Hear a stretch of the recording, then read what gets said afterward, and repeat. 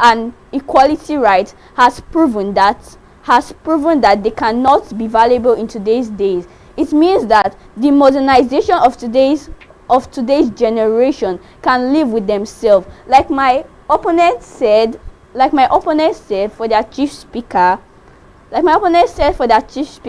she said about the security of individuals. Yes, they are bodyguards. They are people who are able to fight war apart from traditional institutions. Yes, like she said, they might have been relevant in the olden days, but now they are no longer relevant because we have suitable means to fight war. Like we have there from Iwere College and Brightfield International School, traditional institutions, are they still relevant in modern governance, fighting for and against the motion? How about we go for a quick break? When we return back, we're going to visit the table of our judges to find out what My name is Desoka, the comedy catalyst of one of Nigerian comedy. Alright guys, back again, yes boss, my name is Osh baby. Ogiame Atuwatse. Yeah, what up people, it's your boy Victor AD. Girl Niniola. My name is my wife, and just celebrity type man. My papa say, who won't carry cow, waka go, waka follow the cow. I know the life for you. I see you know you're watching the Atlantic TV. Keep watching Atlantic TV. Atlantic TV. Keep watching Atlantic TV. Keep watching Atlantic TV. Keep watching Atlantic TV. Atlantic TV. Informative, educative, interesting, entertaining. Worldwide, international. Don't go anywhere, I'll catch you. Don't touch that die. Atlantic TV. Boom. Atlantic TV, we wanna party. Atlantic TV. Culturally inclined and uniquely different. Ọba Ọlájà Ìwẹ̀rẹ̀, Ọba tó wá ṣídìtẹ̀, Ọba Olùtìwọ̀rí, Ọba Ìwẹ̀rẹ̀, Ọba Ọlájà Ìwẹ̀rẹ̀, Ọba tó wá ṣídìtẹ̀, Ọba Olùtìwọ̀rí, Ọba Ìwẹ̀rẹ̀, Ọba Ìwẹ̀rẹ̀, Ọba tó wá ṣídìtẹ̀, Ọba Olùtìwọ̀rí.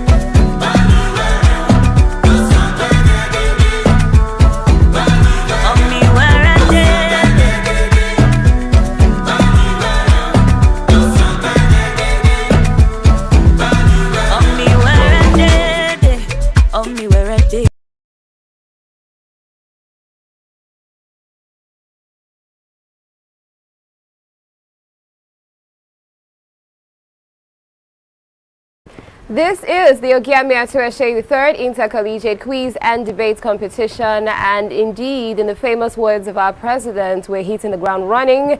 We have kicked off already with the J category, and the schools on there, we had Iwere College and Brightfield International School. Let's celebrate them one more time. They have done well. It's time for us to hear from our judges. What do you have to say? Where do we have improvements? What's going on with this first round of presentations? Let's hear it.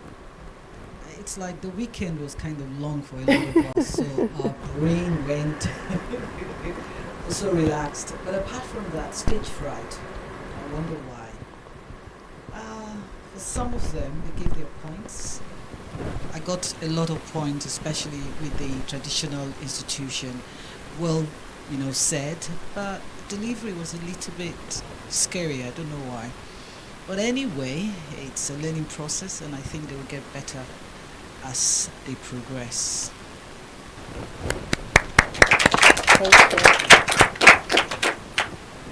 Well. It's good to see your faces, and of course, have you on board as far as this competition is concerned. I've said it before, we are for everyone, we are against everyone. We are for the topic, we are against the topic. So we are neither here nor there. However, it is your delivery that will inform what comes out from our own end. I think the supporting speaker from this end, this is my opinion anyway, I have a feeling more time has been given, has been spent on you, working on you. I'm sure your delivery will have been better. However, like I said, it's just an opinion, it's mine. You did well. Thank you.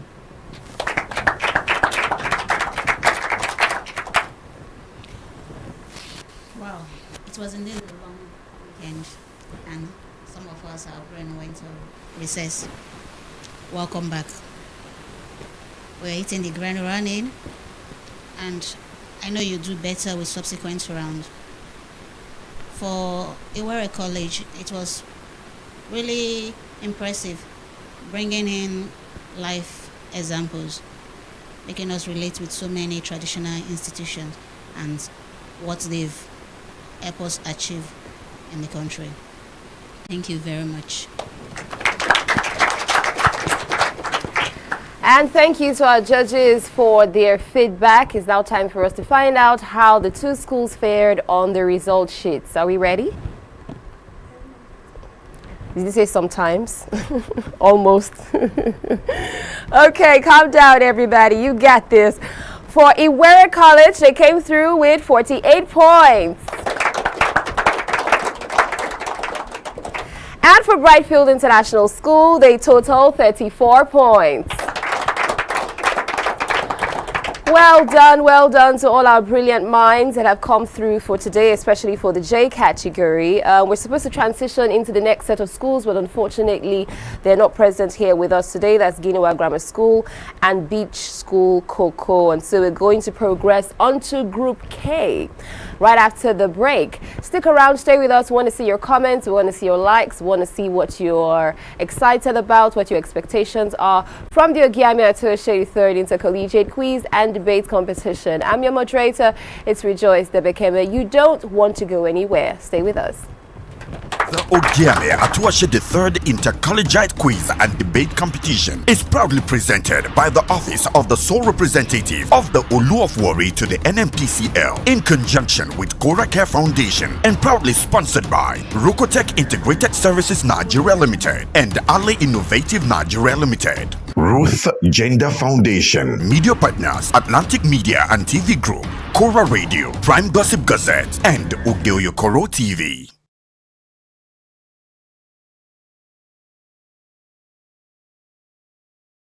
Atlantic TV, culturally inclined and uniquely different. Hello and welcome, ladies and gentlemen, boys and girls. My name is Rejoice Debekeme. I'm super excited to have in studio with us a very inspiring individual, one that has carried the wings, the spirit of Warri with her across board into global and international platforms. Please help me make welcome with a shout the ever dynamic and phenomenal Warami Matu.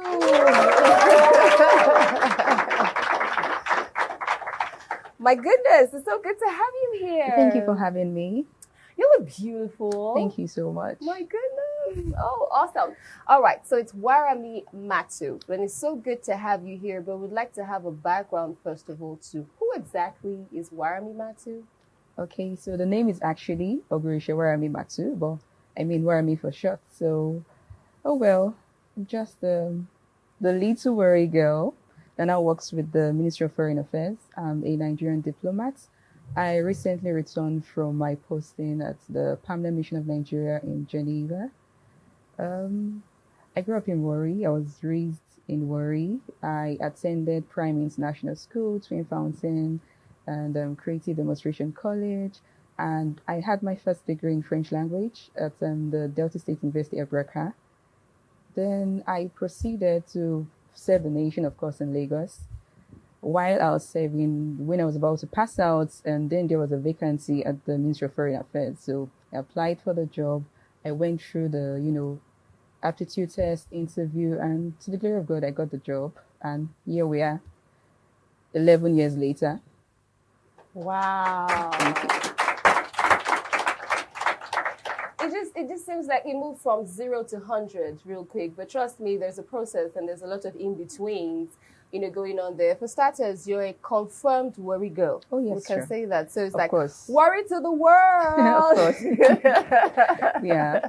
So I was born and raised in Warri. Yeah. Yes. Yes. So do you speak any Pidgin English? Of course I do. Ooh. I speak Pidgin English. I speak Ishekiri fluently. You speak Shakiri? Fluently. So how do we greet people? Let's greet people so that we believe, because they say, are you sure this one she's speaking all this plenty English like this? Are you sure she can? So what do you want me to talk? Hey, get them.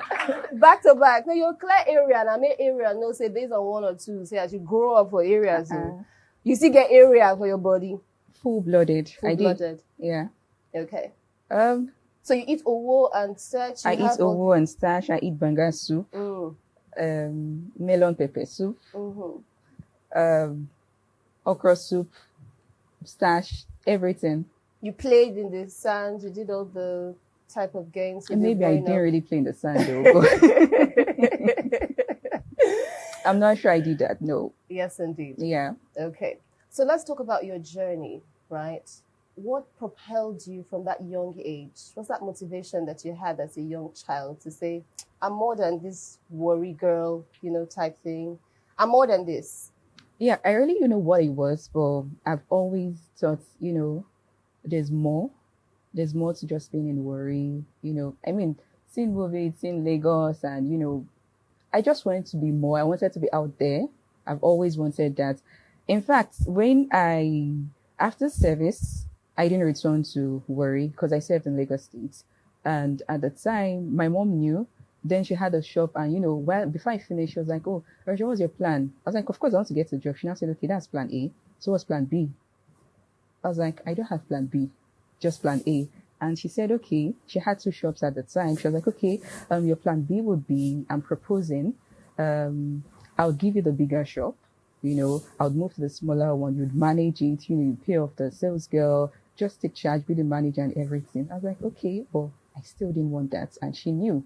So I still didn't return. At the time, I had already applied for the Foreign Affairs job and obviously to some other companies at the time. And in between, I think the College of Education Warri, they were also recruiting. And my parents, they're like, oh, you should apply. They forced me.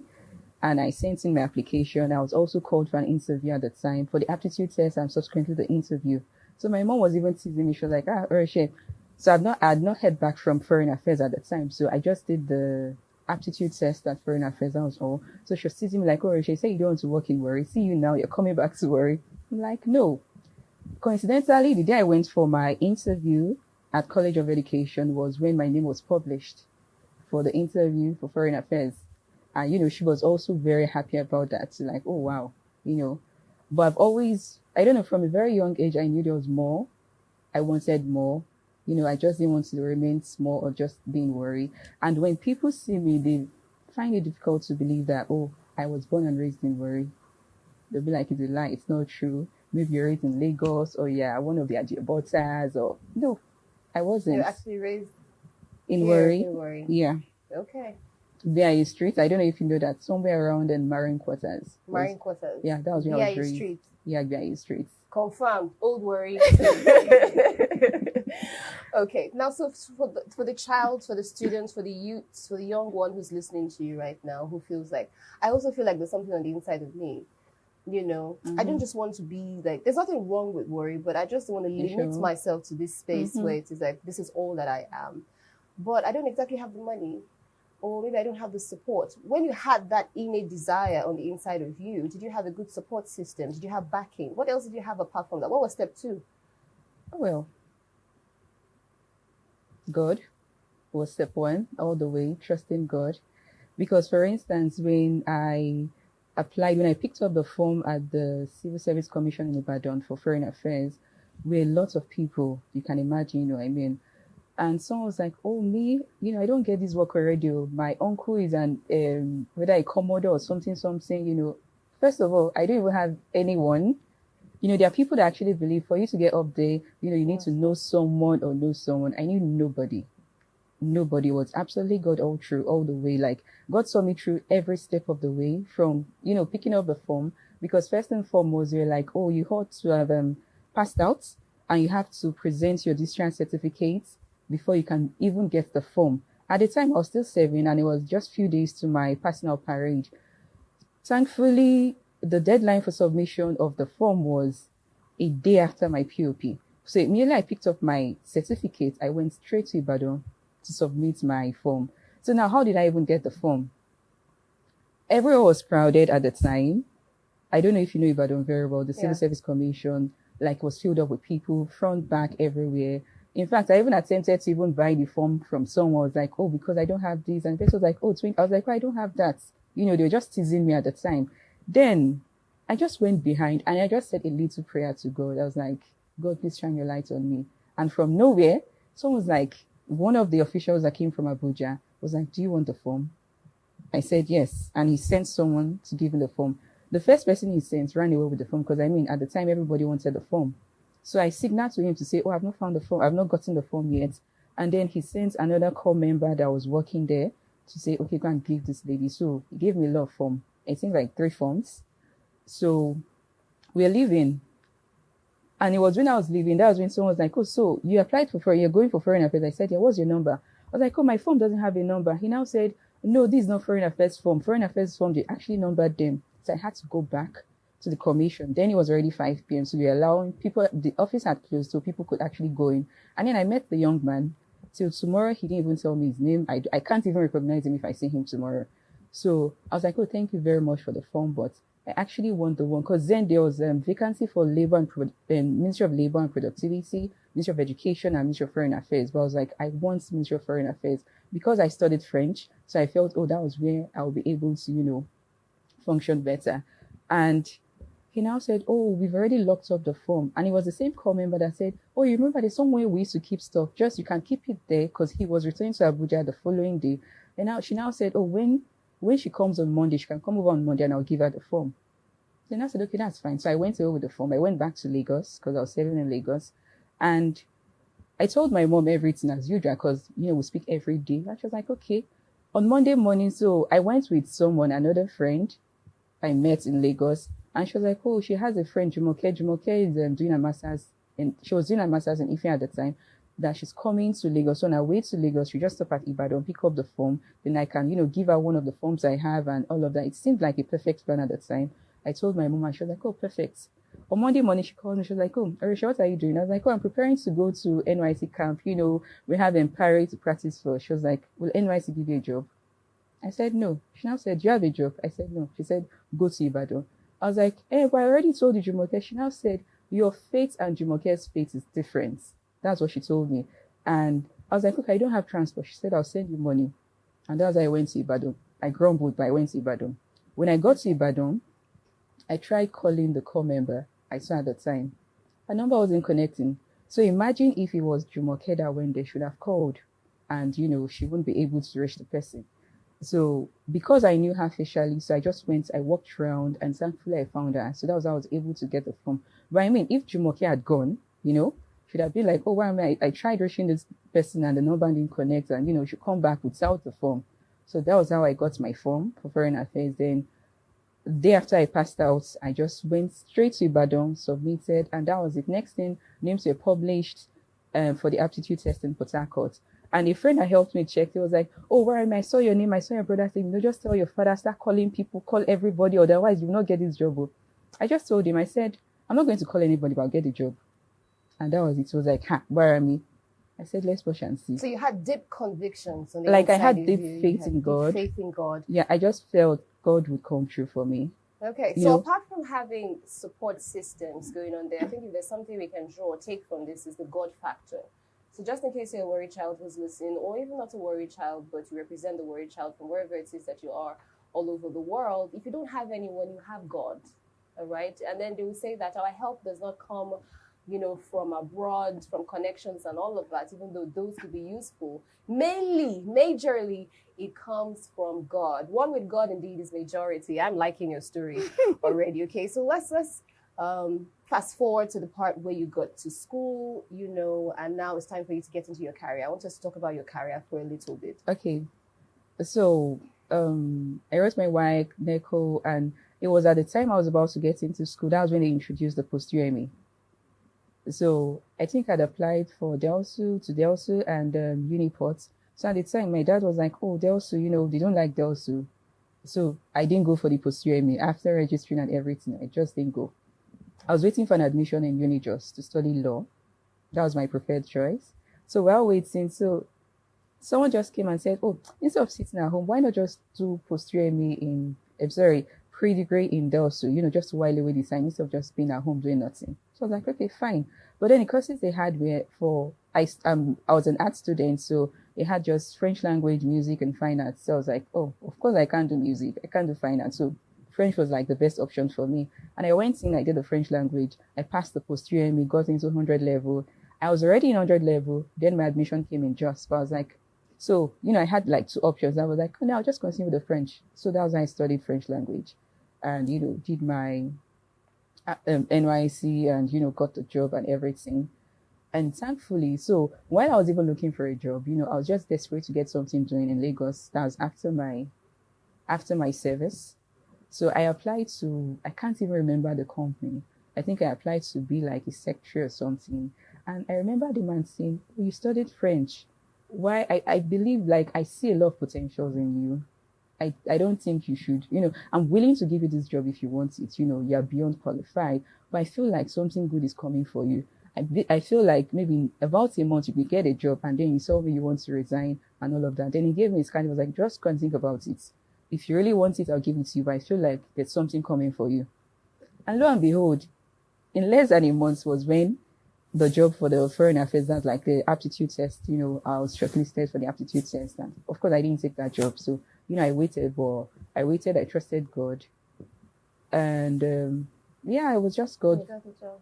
Yeah. Okay, so let's talk about the transition. So you didn't start big, as it were. Not at all. You started from the bottom, you climbed your way to the top. Where are you presently? So presently, okay, now I'm back to the ministry. Right now I'm a level 12 officer. That's Ministry of Foreign Affairs in Abuja. Okay. Yeah, so currently... You're a level 12 officer? Yeah. Wow. Mm-hmm. Yeah. That's a good place to clap if you ask me. I mean, it wasn't like it was all rosy joining the ministry. It starts but from it the...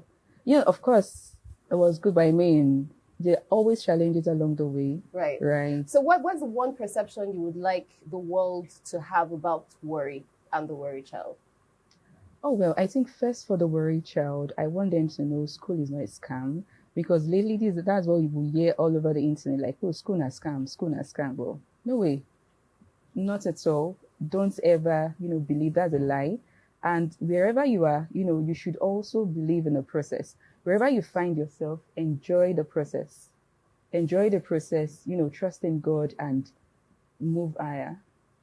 Enjoy the process. Trust God. Trust God. And, of course, you always have a dream like, okay, this is my target. I want to be somewhere, while you're working towards your target, enjoy the process. Don't feel like, oh, I'm being stagnated. Oh, look at my colleagues or my friends or they're already here and there. No, don't rush it. Always trust the process. Always trust the process. So that's your message to the child, the worried child, the worried girl, the worried boy who's listening to you right now. Worried girl, worried boy. Ogiame Atuwatse could make it. You too can. Let's celebrate that. Now you are on the international platform, global platform, right? What is one orientation or mindset or perception that you want the outside world to change about worry in Nigeria? Because they have a lot of perception. Oh, worry those people, they don't do anything. They're very aggressive. They're too volatile. They're blah, blah, blah. So, personally for you, what's your word to them? Oh, well, yeah, they have bad perceptions about worry in general and people from worry. But then when you check out in different sectors, people from worry are actually high flyers. Yeah, they're able to combine their street credibility and, their intellect. You don't have to look down on when you say, oh, this person is from worry. Don't feel like this person has nothing to offer. We actually have more than enough to offer the world. That's right. Yeah. And then just the final word, because you're like an inspiration right now to a lot of people who are watching and who are viewing this. We're talking about the future of the worry child. We're talking about the worry child in general. And then those who are not even from worry, who are just viewing this, who feel like, oh, I've been segregated, I've been left behind, I'm nothing, I don't have anything on the inside of me. As an inspirational voice, what do you have to tell that person who is watching? Well, first of all, everyone has something inside of them. Regardless of, where you are now, there's always something, and, you have a place at the top. You have a space at the top. Don't just allow your background to, time is so short, so I really can't tell you my story, but, I've gone through very serious challenges, but here I am today. I look nothing like where I'm coming from or what I've been through. So don't allow anything or anyone, pull you down. Don't look down on yourself either. Don't be like, okay, like if there's an opportunity, don't feel like, oh no, it's not meant for me. It's meant for them. They can do it better. No, you should, make an effort. And when you fail, failure is not the end of the world. When you fail, just know, okay, this is just one way I shouldn't do it. You should make an attempt to do better. Do it in a different way and you will get there. Thank you. You'll get there. I think that's also a good place to clap people after. That has been very inspirational, very motivational, and very inspiring, for me who's just sitting here watching her talk about this. So like I said earlier, again, if Ogiame Atuwatse, who grew up here in Warri, Delta State, Nigeria, can become a diplomat, work on international platforms, travel around the world, you too can. Who's listening? Don't let your background make your back fall on the ground. You got this. You can, you will, and you must. It's worry to the world because we're global like that. Alrighty then. Thank you so much for staying with us and having a great time. Until next time, adios. Atlantic TV, culturally inclined and uniquely different. Ruth Gender Foundation. I'm Ruth Edema Collins. I hold a first degree in physics electronics, a postgraduate qualification in business administration, and a nationally certified French language tutor. Career-wise, I'm an educational facilitator. I'm the managing director at Atlantic Media and TV, and I'm also a director at Rokotech Integrated Services Nigeria Limited. I'm a wife and a mother, and I like dressing up to show up. Yeah, so that's basically me. Thank you. Root Gender Foundation was inspired from my personal experiences growing up as a young girl in a typical Nigerian environment. For me, it was being different. It made people bully me, abuse me, and harass me. I was always misunderstood and underrated. Root Gender is a foundation that is dedicated to building confidence in the Nigerian girl child through educational and inspirational programs, like supporting programs that promote girl child education. We also organize physical exercises for our young girls for the overall well-being of their mental and physical states, and also for the acquisition of self-defense skills. We also sensitize girls on laws that protect them. In our constitution, a lot of girls do not know that they have rights, that there are laws that protect their interests in Nigeria. Hence, they are vulnerable, they are living in fear, which is stopping them from reaching their full potentials. So we sensitize them on the laws that protect their interests. This, like I said, is visioned towards building confidence in the Nigerian girl child. So that is just a wrap up of what we do at Root Gender Foundation. I would say I resonate with the struggles and the challenges of the girl child, particularly the Warri girl child. I happen to grow up in the heart of Warri. I'm from an average background. My family is an average one, but I experienced a lot. Like I said, I was bullied, I was overlooked, I was harassed for being a different child, for daring to be different, and nobody was taking note and tapping into my potentials. So my interest for the girl child is I would love to be a voice for the girl child. They need people to believe in them. They need people to speak for them. I also want the Warri girl child to know that there is hope beyond the reef. I want them to see the bigger picture.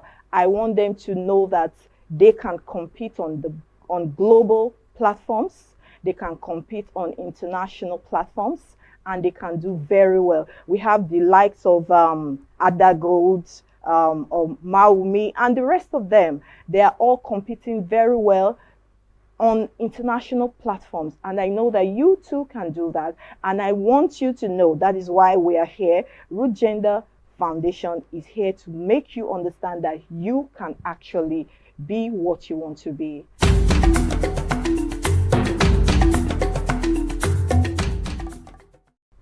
As part of our objectives at Root Gender Foundation, we are dedicated to promoting girl-child education.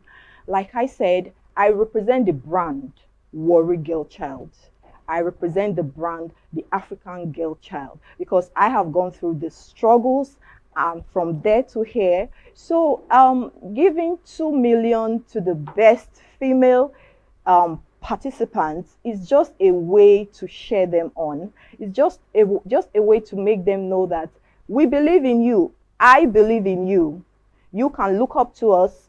We are sharing you on. It is not about the money. We believe in your potential. We want our girls to know that you are doing the right thing at the right time. You are in the right place, and this is what you should be doing. That's why we are supporting you, and we will always be here to support you. Girl child empowerment to me is enforcing laws that protect our girl child. You know, my NGO, we've been pursuing a bill that we will see to be passed. We are asking that our girls should be allowed to carry pepper spray as weapons of self-defense. Because if you look at it, our women have nothing to protect themselves. They are just there by the grace of God. So we are pursuing laws that will protect the girl child. So empowerment, girl child empowerment to me is enforcing laws that protect the girl child, educating the girl child on time and money management, financial literacy, and equipping them with self-defense skills. Also, access to quality education. This to me is girl child empowerment and nothing more. A girl child must possess effective communication skills. They should be able to communicate effectively. A girl child should be financially literate. She should know how to manage her finances, and she should also know how to manage her time. Yes. Also, most importantly, another skill is self-awareness. It's important for our girls to know who they are, to believe in themselves. That's the vision of our NGO, building confident girls that can achieve their full potentials in Nigeria. That is our NGO's vision. So yeah, those are some of the skills I believe that the girl child should possess.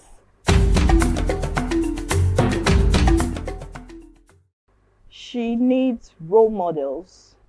She needs people that have dared that path and have made it. Our young girls need role models. That's why we have to do better. We have to do the work.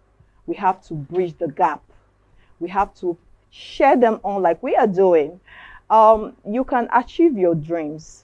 First, you have to make education your best friend. Every effort you put into learning will always be there for you to never fail you. Boys will break your heart, people will break your heart, but every effort you put towards learning anything, everything will always come through for you. So for you to achieve your dreams, look towards the right people, look towards the right direction. There are people that have achieved in that route. I will encourage you to look up to them, learn from them. That is just the way to achieve your dreams. My message to the Warri Child, like I said, I represent the brand Warri Girl Child. We are letting the world know that we are not vile, we are not roused, we are educated, we compete intellectually, we have good things ahead of us. We can do it on the global platform, we can do it on the national platform, and we are everything there is to be a woman. I would encourage you, Warri Girl Child, make education your best friend. Make education your best friend. Learn new things. Learn new languages. Okay? And the sky will be your starting point. We are always here to share you up. Don't forget that my name is Ruth Edema Collins from Root Gender Foundation, and from all of us wishing you the best, we say keep watching Atlantic TV. Ruth Gender Foundation. The Ogiame Atuwatse the third Inter-Collegiate Quiz and Debate Competition. And now we have two more powerful schools going head on for an intellectual battle right about now for the debate competition for the Ogiame Atuwatse the third Inter-Collegiate Quiz and Debate Competition. Everyone, you are welcome. We're super glad to have you, whether you're online or you're on-site viewing right about now. Please don't forget to drop a like or a comment or a share across our social media platforms, across your social media platforms at Atlantic Media and TV. I'm your moderator. My name is Rejoice Debekeme. Our audience is ready. The judges are ready. And of course, our amazing debaters are also ready. Let's hear it for them. Let me bring you up to speed real quick, just in case you're wondering what other schools are participating right about now. We have Eagle Might International School. And that's versus Agogboro Secondary School. Okay, the stage is set and we are ready. Let's find out how they're going to perform. First up, coming up right now onto the stage to drop it like it's hot, let's make welcome the lead speaker for Eagle Might International School.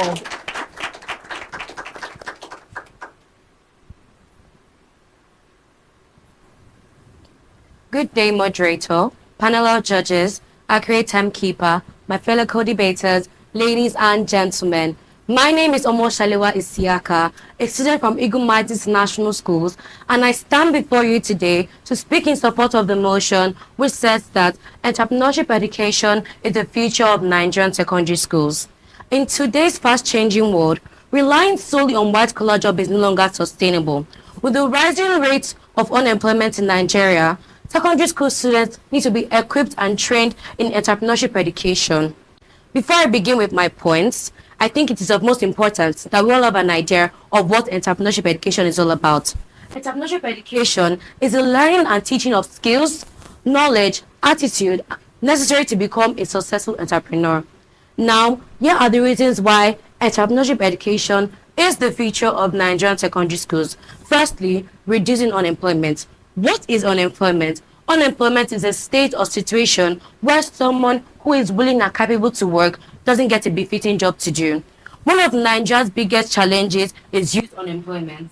The National Bureau of Statistics report that millions of youths remain jobless due to lack of skills and employment opportunities. If secondary school students are trained in entrepreneurship education, they'll be able to graduate with the ability to start up businesses rather than relying on government jobs, thereby reducing the rate of unemployment in secondary schools. Secondly, economic growth and national development. Entrepreneurship fosters innovation, boosts productivity, and strengthens the economy. If students are equipped with the right entrepreneurial skills, they can contribute to economic development and also reduce poverty levels. Statistics have shown that nations like China and the USA have been able to achieve great economic success due to their high and strong entrepreneurial cultures. Nigeria can follow suit by emphasizing it in secondary schools. Thirdly, fostering innovation and problem-solving skills. Entrepreneurship drives innovation. Countries that have embraced entrepreneurship are leading in technological advancement. Nigeria, on the other hand, is lagging behind. Why? Because our educational system prioritizes theoretical knowledge over practical application. If entrepreneurship can become a core part of secondary schools, it will enable our students to think critically, solve problems creatively, and also provide innovative solutions that can transform the society. Furthermore, addresses Nigerians' overdependence on oil. For decades, Nigeria has relied on crude oil as a source of revenue. However, with the global shift in energy demand and fluctuating oil prices, Nigeria needs to diversify its economy. Entrepreneurship education encourages students to explore various sectors like agriculture, technology, manufacturing, leading to a more sustainable economy. In addition, entrepreneurship education encourages self-reliance and reduces crime. When people lack job, crime becomes an alternative. Crimes like fraud, theft, kidnapping, armed robbery, and other vices often stem from economic hardship. Entrepreneurship education makes individuals to be self-reliant, thereby reducing the rate of crime in the society. A nation with self-sufficient individuals is a safer and more prosperous nation. How will our students and youths participate in crimes if they are equipped with right entrepreneurial skills?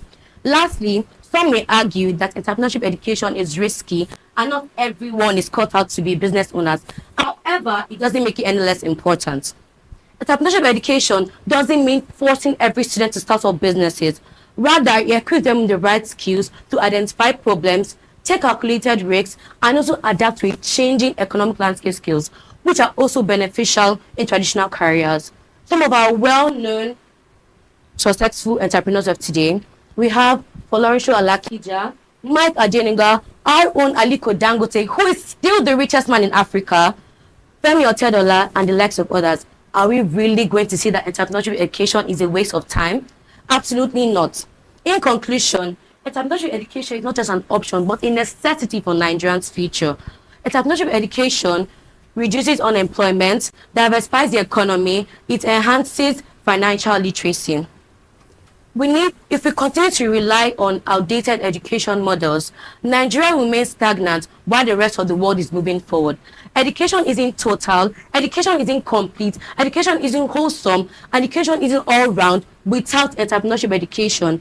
Therefore, I strongly affirm that entrepreneurship education is and will still remain the future of Nigerian secondary schools. Thank you.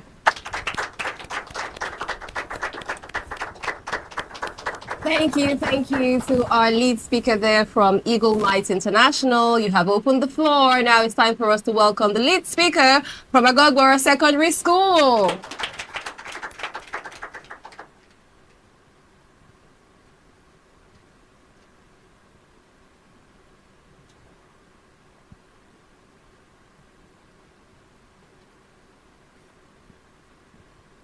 Good moderation, panel of judges, operating keepers, code breakers, wonderful yes. My name is Odoja Abamike Lovett. I'm here to oppose the motion that says entrepreneurship education is it the future of Nigeria secondary schools? The answer is no. Firstly, before we proceed, what's entrepreneurship education? Entrepreneurship education are those institutions that are set up to provide students with the right knowledge, skills, and motivation to encourage entrepreneurial success in a variety of settings.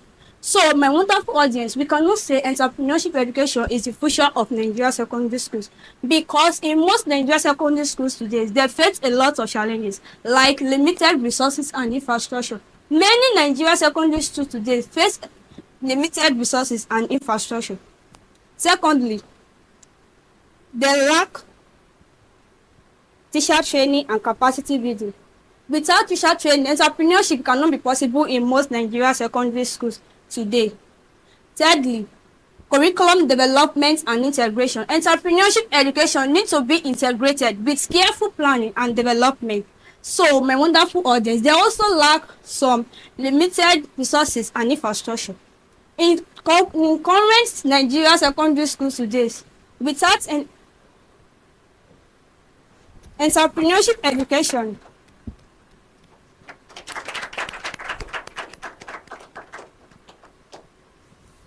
so my wonderful audience, entrepreneurship education in some Nigerian secondary schools today, they lack entrepreneurship education.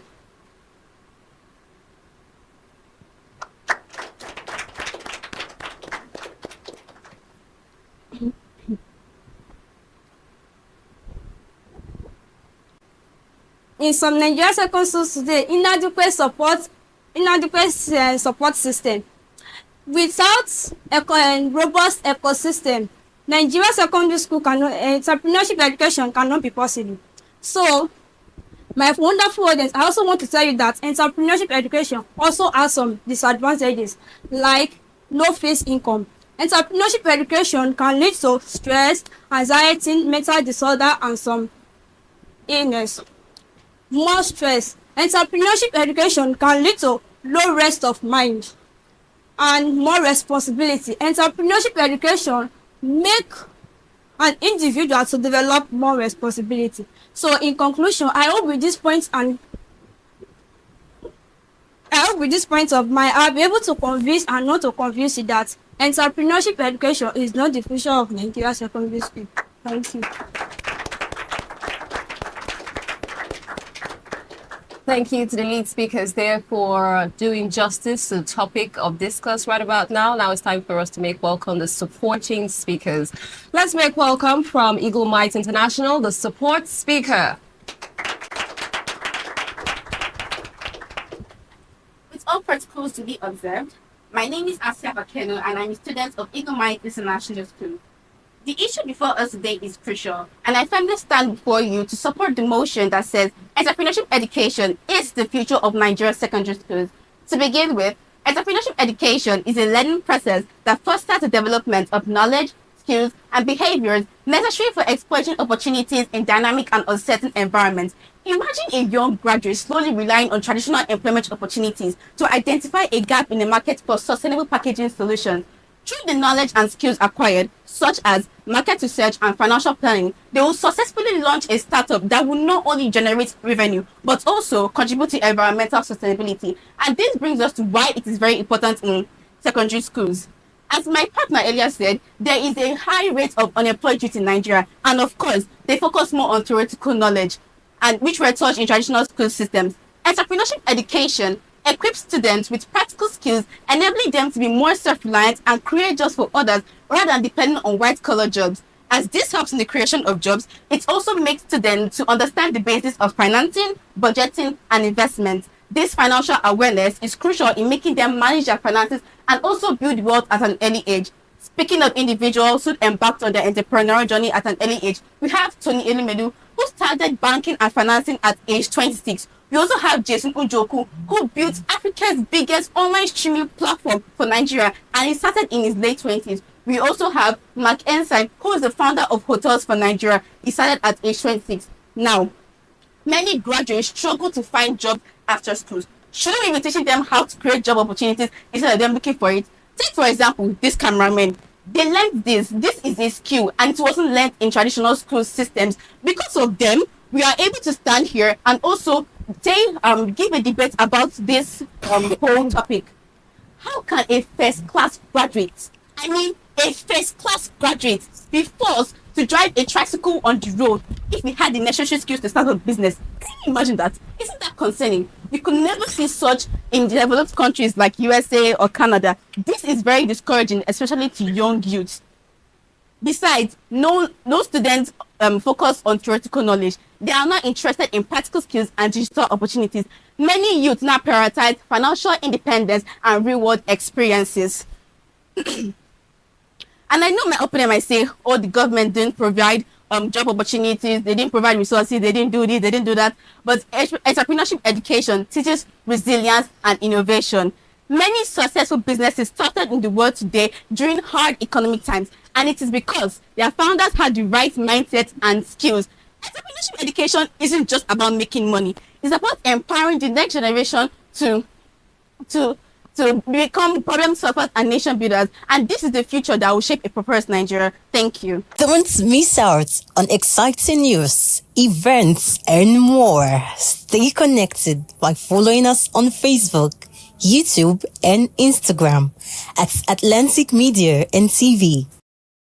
After that intense session going on there, it was duly required that we go for a quick break so that everybody can take a breather, settle in, and then, of course, we can continue. But thank you so much for staying with us for the Ogiame Atuwatse 3rd Inter-Collegiate Quiz and Debate Competition. Thank you. I'm your moderator, Rejoice Devekeme. Here we have listened to the support speaker from Eagle Might International School. Now it's time for us to listen to the support speaker from Agogboro Secondary School.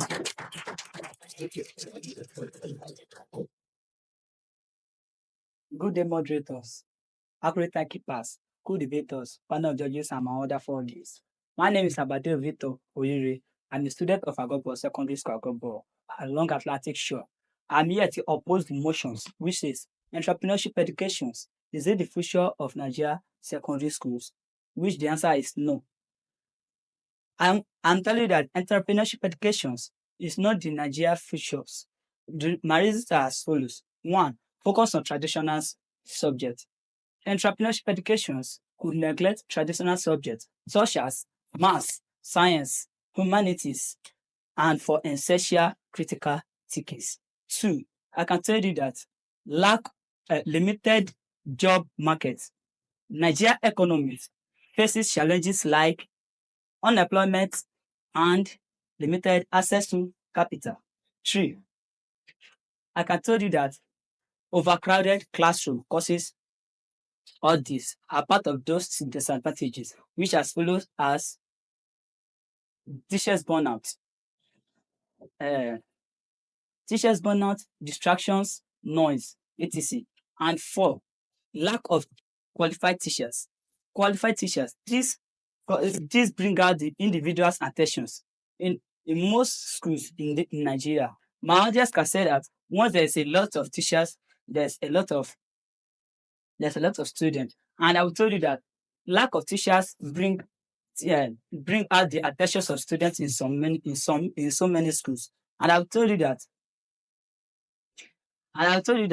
lack of students and lack of intelligence causes entrepreneurship education. Entrepreneurship education is not wanted in Nigeria economics because I can tell you that more stress, no fixed income, like my wonderful colleague said, no fixed income bring out the causes so many challenges. If entrepreneurship is put into Nigeria, then my wonderful audience, I think within viewpoint of mine, I'll be able to convince you and not to confuse you that entrepreneurship education is not want in Nigeria secondary schools.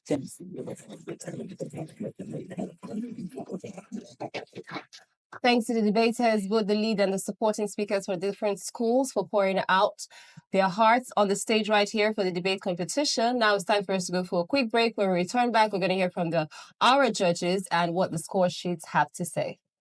The future belongs to only those who dare to challenge. Are you brave enough to reach for the King's Prize? Set your date and time. Turn on your notification as 64 schools go head-to-head in the maiden Ogiame Atuwatse 3rd Inter-Collegiate Quiz and Debate Competition. Brace yourself for intellectual chills and thrills. Watch secondary school students from different local government areas in Delta State battle it out for the grand prize of 10 million naira. This competition will run from the 10th of February to the 24th of June 2025. The Ogiame Atuwatse 3rd Inter-Collegiate Quiz and Debate Competition competition is proudly presented by the Office of the Sole Representative of the Olu of Warri to the NMPCL in conjunction with Cora Care Foundation and proudly sponsored by Rocotech Integrated Services Nigeria Limited and Ali Innovative Nigeria Limited. Media partners Atlantic Media and TV Group,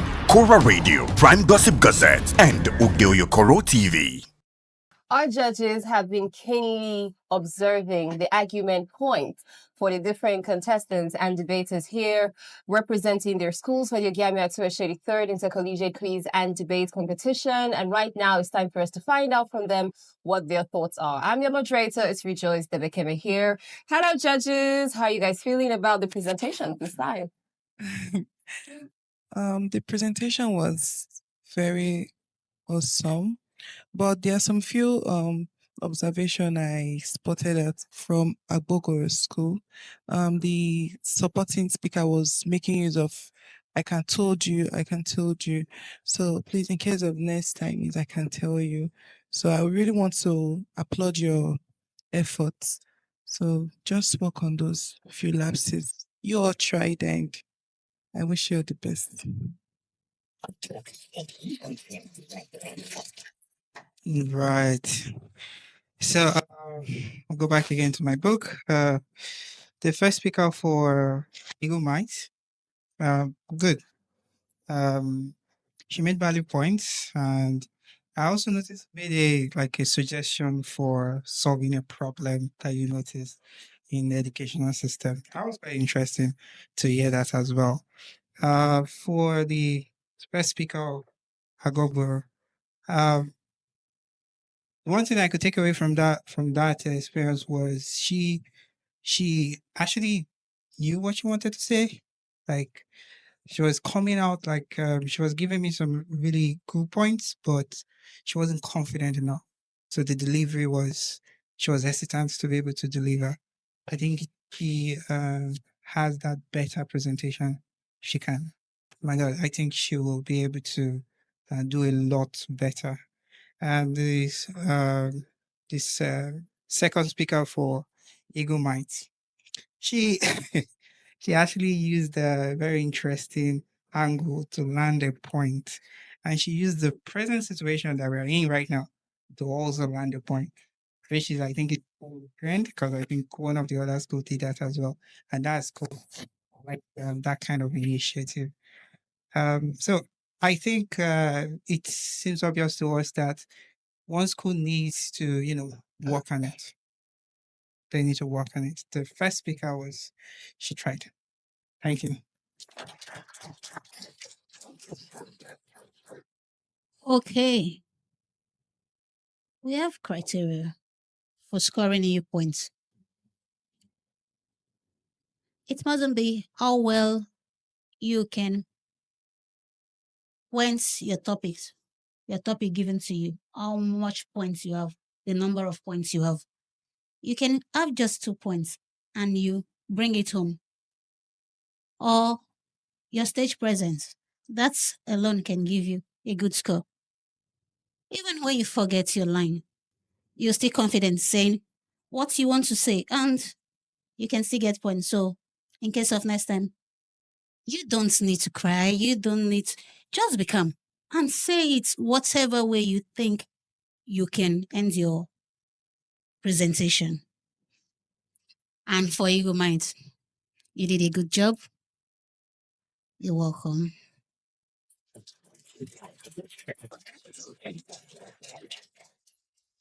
We have had the contestants come through trying their best to deliver excellently for their schools with composure, confidence, clarity, and conviction. But the score sheets are here. It's now time for us to find out how they performed. For Eagle Might International School, they came through with 49 points. And Kwagogwara Secondary School, they delivered a total of 33 points.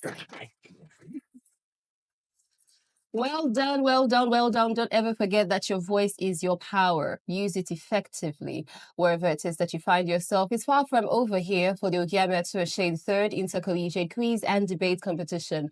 We have now rounded up for Group H. It's now time for us to get into Group I, and we're going to find out how they're going to do right after this.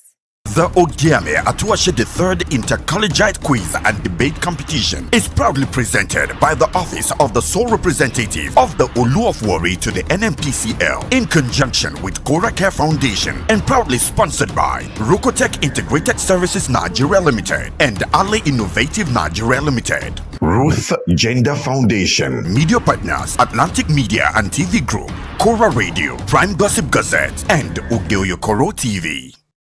The Ogiame Atuwatse third Intercollegiate Quiz and Debate Competition. Welcome back to stage 3 for the Ogiame Atuwatse third Intercollegiate Quiz and Debate Competition. And you know the thing with debates, it's not just about exchanging ideas. It's about critical thinking. It's about intelligence. It's about effective communication. We're about to have an intellectual showdown right now with our next set of schools. We have Elevado Schools and the Hill College. I'm your moderator, it's Rejoice Debekeme here. I can't wait for them to pour out all that they've got on the inside of them. I'm sure that you're ready as well. Audience, are we ready?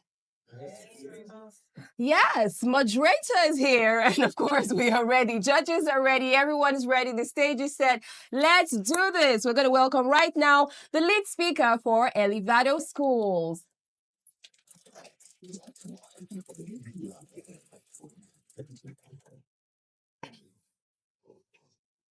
Late December 2019, a pandemic shook the world. The COVID-19 pandemic brought unprecedented disruption to the education sector worldwide. Schools were forced to shut down, and traditional teaching methods were rendered obsolete. However, amidst all of this chaos, social media emerged as a beacon of hope, enabling students to continue about their learning and facilitating communication between teachers, students, and parents globally. Do you think that without the aid of social media, all of this would be possible? In a world where knowledge is just a click away, some have argued that social media is an educational goldmine. However, some others have argued that social media is a major distraction, stealing precious hours and replacing them with endless scrolling. Today, I bring not just arguments, but the undeniable truth. Social media involves the various digital medias which enhances learning and knowledge sharing. These media forms help students to learn beyond the classrooms.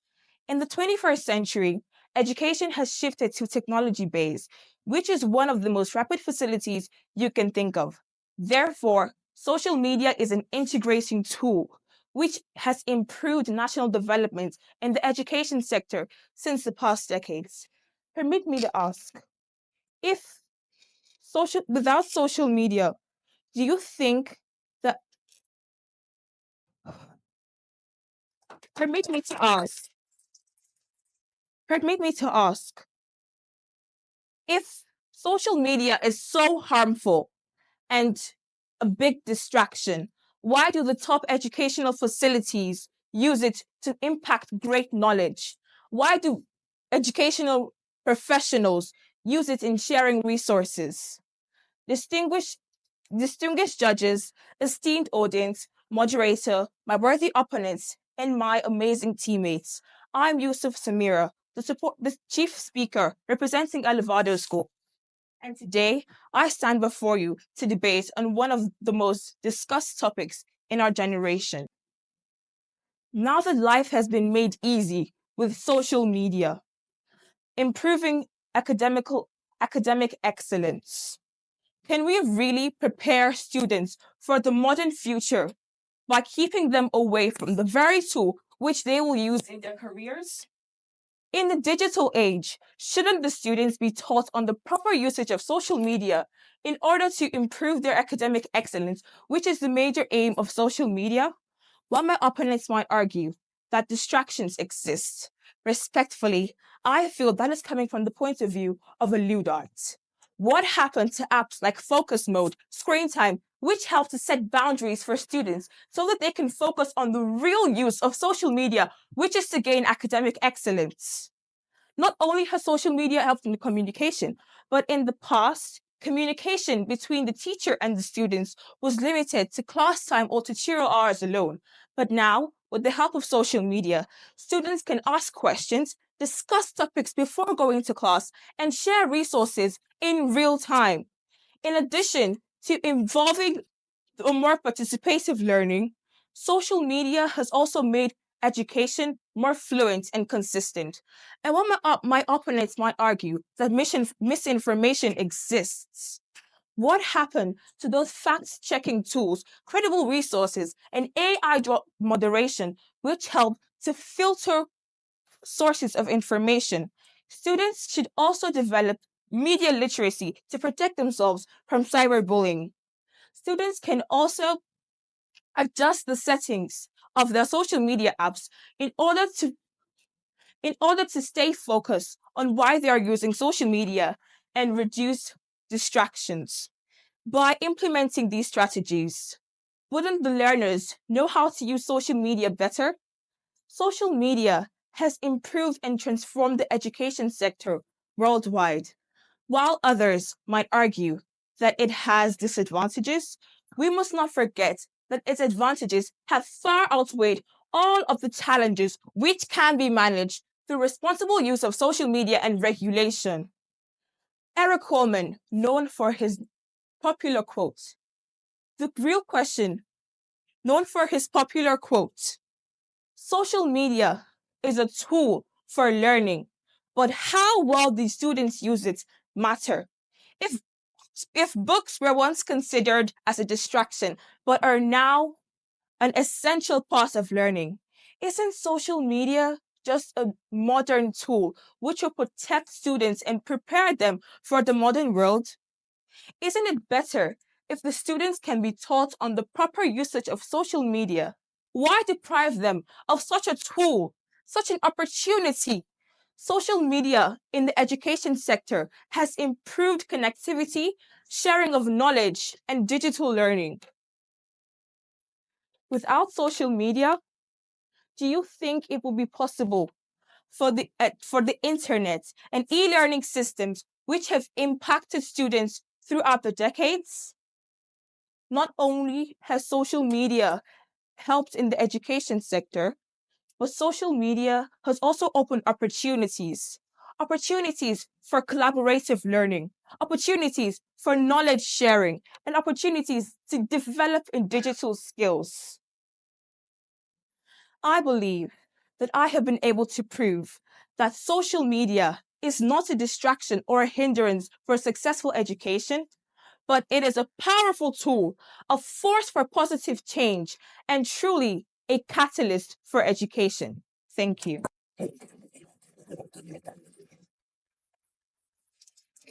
We have heard it there from the lead speaker for Elevated Schools. Now it's time for us to make welcome the leader from the Hill College.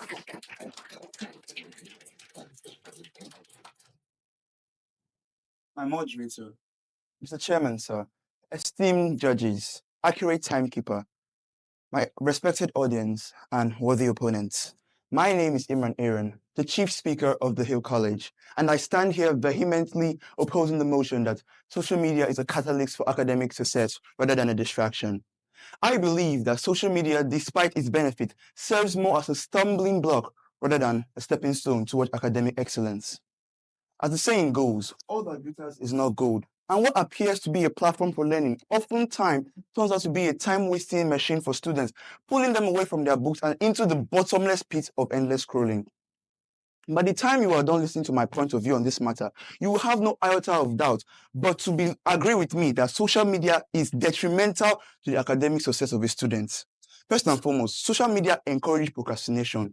Many students promise themselves they're going to just listen to just this one notification, but spend an hour watching irrelevant content. This leads to incomplete assignments, poor preparation for examination, and an overall decline in academic excellence.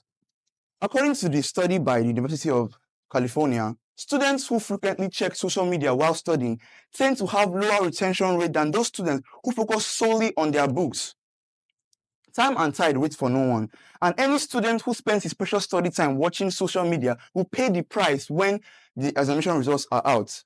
Mr. Chairman, sir, we cannot turn a blind eye to the addictive nature of social media. Even adults struggle with this addiction, and it affects their productivity. Platforms like TikTok, Facebook, and Instagram are designed to keep users engaged for long periods of time, as this is how they get paid. Students get so hooked up on this that they cannot focus and concentrate in class. This leads to a decline in their academic performance. Take, for instance, John. He was the top of his class. His parents bought him a phone to celebrate his wins, but he got addicted to social media and his grades plummeted and nosedived. This was because he spent more time online than in his studies. As we all know, a rolling stone cannot gather moss, and any student who is constantly jumping from post to post on social media will never gather the knowledge needed to become academically successful. Now, another reason I say social media is a distraction is because it spreads false news and false information and misinformation that can mislead students. Many students rely on social media for their academic knowledge, but how credible are these sources? Unlike textbooks and other scholarly articles that are carefully vetted, social media is filled with misleading information that are half-baked, that can mislead students. A case in point is when students copied a viral shortcut to solving mathematical equations, only to find out in the examination that this was completely wrong. Not all learning is true. My teacher always told me of how in the olden days, students prided themselves with how many books they've read, libraries they've visited, and how many books they've borrowed. But now, what that matters is how many anime you've watched, how many movies you've seen, and how many trends you know of. In the past, students spent their time buried in books in libraries. And now, what is going on with students is that they rather prefer to spend their time watching videos and scrolling through social media. As a result, reading has taken a back seat in their lives, and the comprehension skills of students are declining. You can take a horse to water, but you cannot force it to drink. Teachers oftentimes encourage students to read your books, study, you do well. But if they are constantly glued to their phones, how will they excel? In conclusion, social media is a major distraction because it encourages procrastination, fuels addiction, spreads false news, promotes a poor reading culture. And promotes a poor reading culture, yes. If students do not discipline themselves, they risk falling into the trap of academic failure. A wise man learns from the mistake of others. And if we do not learn from the mistake of the countless others who are falling victim to the obsessive and excessive use of social media, we will fall victim to this as well. In conclusion, we should prioritize education over entertainment. Thank you.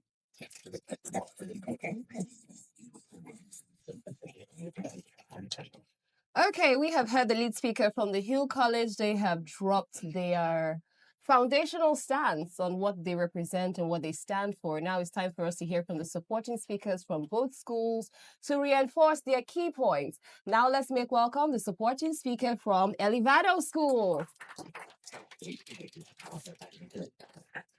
You know, a great scholar once said, George Curtis, that technology cannot replace great teachers, but technology in the hands of great teachers can be transformational. Ladies and gentlemen, panel of judges, accurate timekeeper, worthy opponent, and my brilliant teammate, a pleasant morning to you all. I am Eliape Emanuela, and it's an honor and privilege to stand before you today as the second speaker of the affirmative side of this debate. Standing on what my opponent said, I will be listing points and addressing my opponent's claims on what that social media is a catalyst for education. 1. Social media gives us access to best education. One of the greatest advantages social media has to us is the ability to connect students to a wide range of wealth values. Platforms like YouTube, LinkedIn Learning, and Coursera provides free online learning and from experts worldwide. On Twitter, Instagram, and many other educational blogs. My opponent here said that social media causes procrastination, but I tell you that viewpoint is only for a skeptic. Because distraction always started and existed a long time ago before social media was created. Social media is just like any other tool. It depends on how it is used. Therefore, the onus is on the individual. Two, social media helps us in digital literacy and also helps us in responsible use. When we talk about this, social media helps us to know how to use it properly. Schools can provide digital literacy programs to teach students on how to use social media properly rather than banning it or discriminating it. Conclusively, I see my opponent's choice as tech skeptic, social media critic, and also a technophobe because they assume that social media hinders learning, rather not accepting that social media is just a modern tool that accepts global study and academic research. They say that social media seems focused, but forget to add that social media is just a primary tool for digital learning and academic success. I believe that social media is a catalyst for education because education is evolving.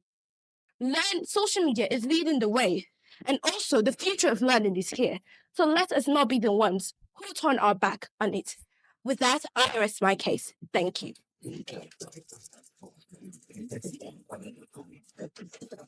Thank you to the supporting speaker from Elevado School. Now it's time for us to hear from the supporting speaker from the Hill College. Yet a little sleep, yet a little slumber, yet a little folding of hands to sleep, and so shall poverty come, as one that travelleth, and I want of an armed man. This tells you that gradually, social media has the ability to steal its way into the heart of students, that they become consumed by this supposed tool of learning. I am Etio Reputi, standing in the already established protocol, and I stand before you to audaciously oppose the motion that social media is a catalyst for academic excellence. With my following points. First and foremost, let us consider the plethora of distraction that social media presents to students. With the endless scrolling, content notification, and addictive nature of this platform, students can easily lose focus on their studies. I know my opponent may argue, all work no play makes Jack a dull boy. However, so much play on social media makes Jack a failing student. Real life experiences have shown that students who spend excessive amounts of time on social media often struggle to concentrate on their schoolwork, leading to poor academic performance. However, social media can also be a breeding ground for misinformation and fake news. Students may come across misleading information on this platform, which can negatively impact their academic pursuits. As the wise says, don't believe everything you see on social media. It is crucial for us to take a moment and critically evaluate what is being encountered on social media and ensure that it is accurate and reliable. But of course, we know this is a wild goose chase because there are really no regulatory bodies who check and censor social media content. In addition, social media can also be a breeding ground for low self-esteem and adequacy. Especially with the pressure of constantly comparing oneself to others on social media, students weigh. In addition, social media can also be a breeding ground for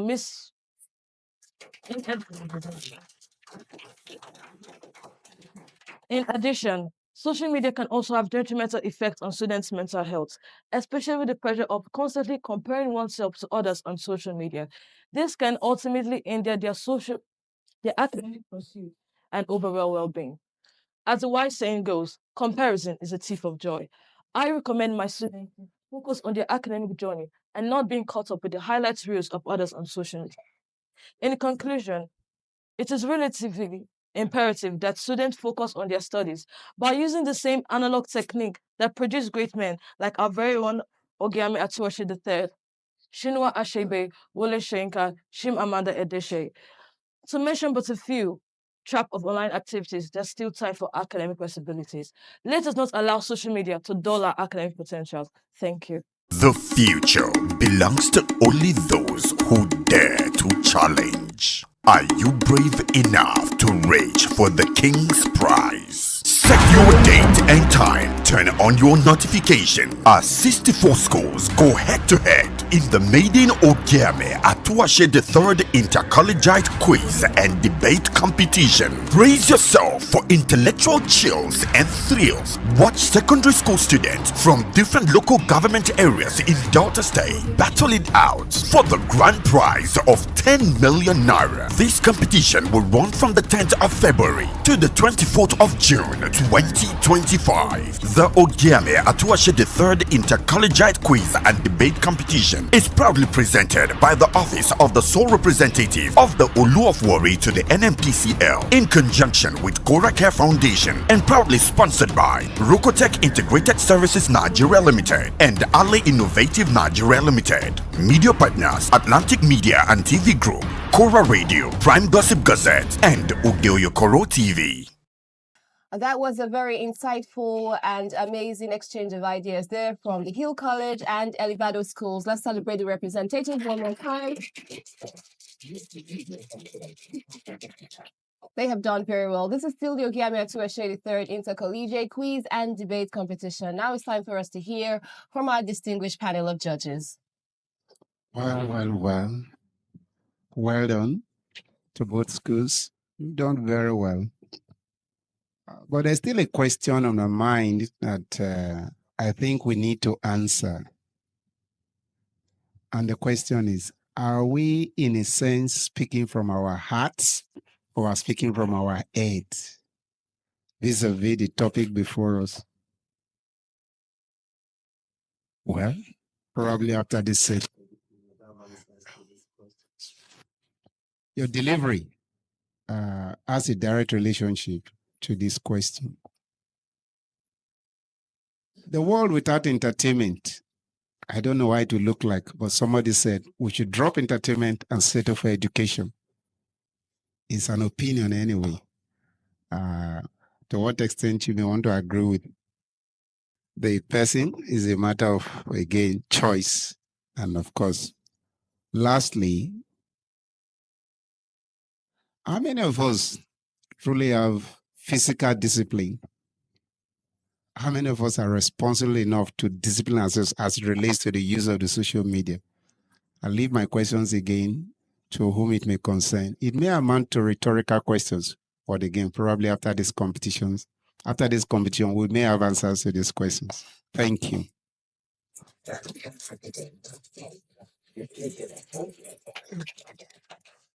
Wow. Both teams came in with their A game and they delivered. It was a keenly contested round. I applaud you. Well done. Well, I would say that was interesting. I would like to refer to each individual speakers because I wrote down some things while you're presenting. Oliver, the speaker one, really good presentation, really good. I like the way you started, but eventually you kind of like had some mix-ups in the process. Moving, I think it's more about your ability to speak in public places, which is something I think we should pick up more and teach in schools. The speaker too came out and she went at it. She went at the last guy that presented. That was good. It was very interesting to see the rebuttals.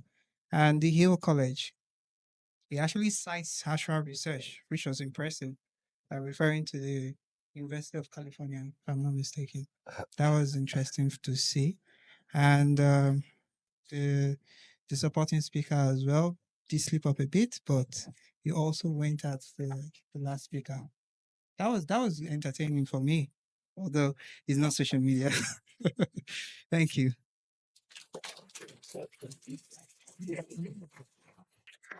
Thanks to our judges, they have carefully analyzed the depth of the performances and the presentations from our debaters here. Now it's time for us to find out what the score sheets are saying. For the Hill College, they came through with a total of 46 points. And for Elevado Schools, they came through with 45 points. That was a close call, but yes, they delivered excellently. Their points, their presentations, their neatness, their public speaking skills, and everything else on there was super proud of them. Let's celebrate them one more time. They have wrapped up the schools for Group G. We're going to transition nicely after the break to Group H, and we're going to find out what they have in store for us. I'm still your moderator here at Rejoice Debekeme, and this is still the Ogiame Atuwatse third Inter-Collegiate Quiz and Debate Competition. Don't go anywhere. The Ogiame Atuwatse third Inter-Collegiate Quiz and Debate Competition is proudly presented by the Office of the Sole Representative of the Olu of Warri to the NMTCL in conjunction with Cora Care Foundation and proudly sponsored by Rokotech Integrated Services Nigeria Limited and Ali Innovative Nigeria Limited. Ruth Gender Foundation. Media partners Atlantic Media and TV Group, Cora Radio, Prime Gossip Gazette, and Ugeoyokoro TV. My name is Desaka, comedy catalyst of one of Nigerian comedy. Alright guys, back again, yes boss, my name is Osh Baby. Yemi Alade.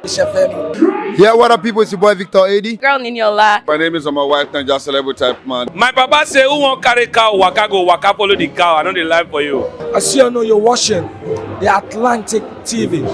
Keep watching Atlantic TV. Atlantic TV. Keep watching Atlantic TV. Keep watching Atlantic TV. Keep watching Atlantic TV. Atlantic TV. Informative, educative, interesting, entertaining. Worldwide, international. Don't go anywhere, I'll catch you. Don't touch that die. Atlantic TV. Boom. Atlantic TV. We wanna party. Atlantic TV. Thoroughly inclined and uniquely different.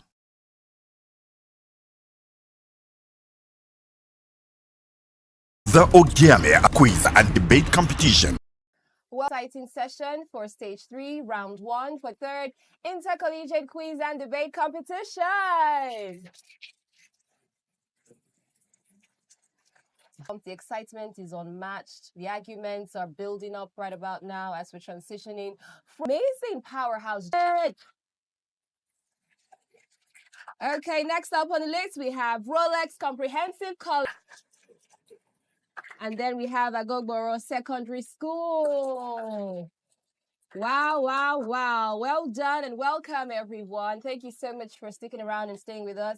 Forms at Atlantic Media and TV. You know how debate runs. We cannot do this on our own. We need the might, the power, the intelligence, and the brilliance. Judge, we have Mrs. Jane Tosani Biai Privo Samuel. We also have Mr. Raphael Edema. Welcome, welcome, welcome. All right, we're about to hit the ground running now for the debate session, and I believe that the schools here present, they are ready and they are set. Let's find out who's going to be going head-to-head. Debaters, are you ready? Yeah. All righty then. So from Federal Government College, this is Group H. What does H represent for you? Yay! All right, let's celebrate though. Next up, Rolex Comprehensive. Harmony. Harmony! I like the way you say it together like twins. Are you twins? Not really. Okay, but it's ready. Moderator is ready, and I believe the debaters are ready. Now let's welcome with a warm round of applause the lead speaker from Federal Government College.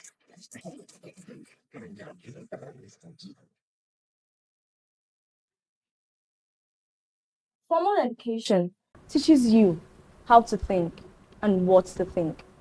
These are words of Sayana Della, the CEO of Microsoft. With this I say, good morning, the moderator, the impartial panel of judges, gents in arguments, ladies and gentlemen. Standing before you is Awala Eitoyo Anne-Marie from the prestigious Citadel of Learning, Federal Government College Warri, and having examined the motion vividly well, which asks, is formal education still the key to success in the 21st century? I am here to strongly propose it.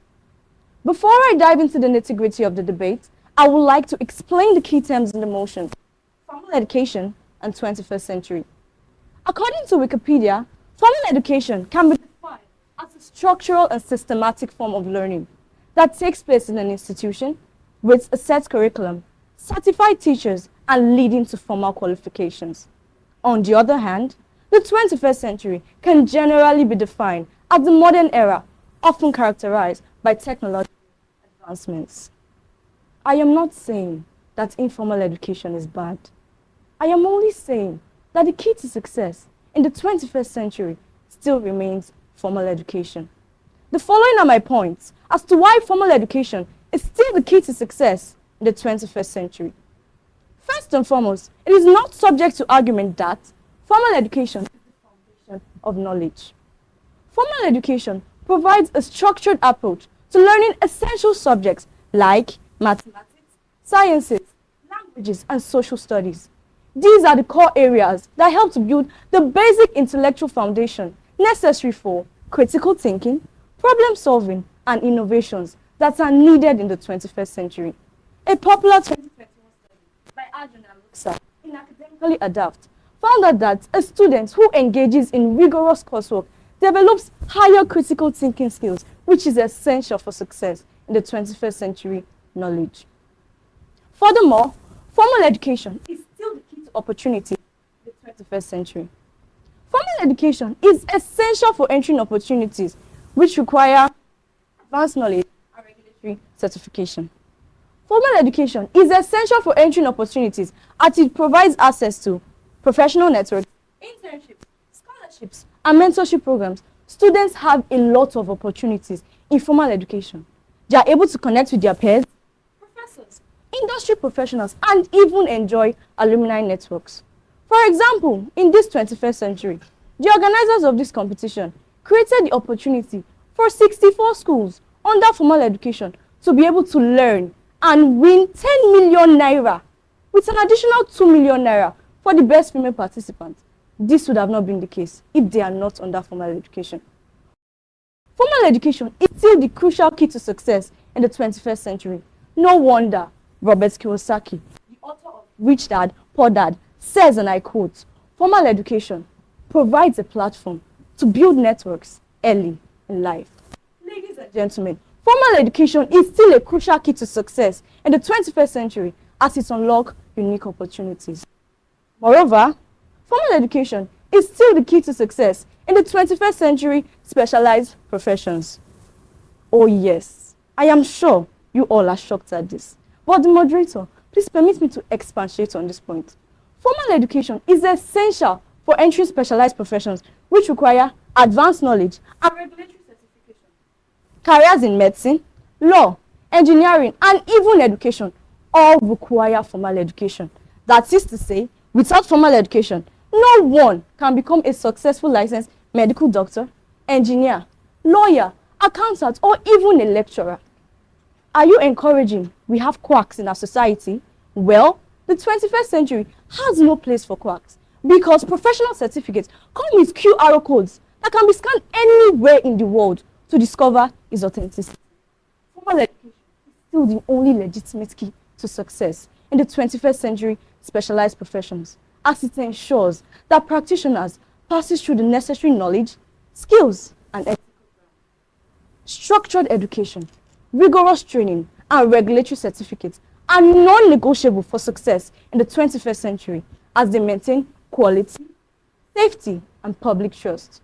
For example, the COVID-19 vaccine was invented by a university-trained scientist. This is a clear proof of the key role of formal education in life-saving innovations. It is not news that formal education is still the key to success in the 21st century as it enhances large-scale learning. Large-scale learning, which is the acquiring of skills and knowledge by a large number of people, is enhanced by formal education. For example, in the secondary schools, they have a wide range of subjects like technical drawing, marketing, electrical installation, and even auto mechanics. All these subjects enables the students to have a wide range of knowledge, which is essential for success in the 21st century. Also, in the university, there is provision of teaching hospital, whereby the students are able to practicalize what they have learned. There are also some programs like internship programs, whereby the students are expected to work temporarily under real-world application in order to apply theoretical knowledge, skills, and so much more. Ladies and gentlemen, formal education is still the key to success in the 21st century. In conclusion, formal education is still the key to success in the 21st century as it enhances large-scale learning, as it is still the foundation of knowledge, as it is still the key to entering specialized professions in the 21st century, and as it helps to unlock unique opportunities. I am very glad that with these strong, cogent, and convincing points of mine, I have been able to make you all See reason why formal education is still the key to success in the 21st century. Thank you.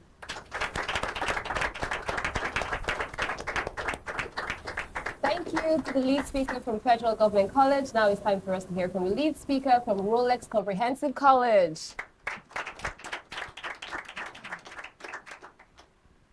Good day, honorable judges, worthy opponents, and distinguished guests.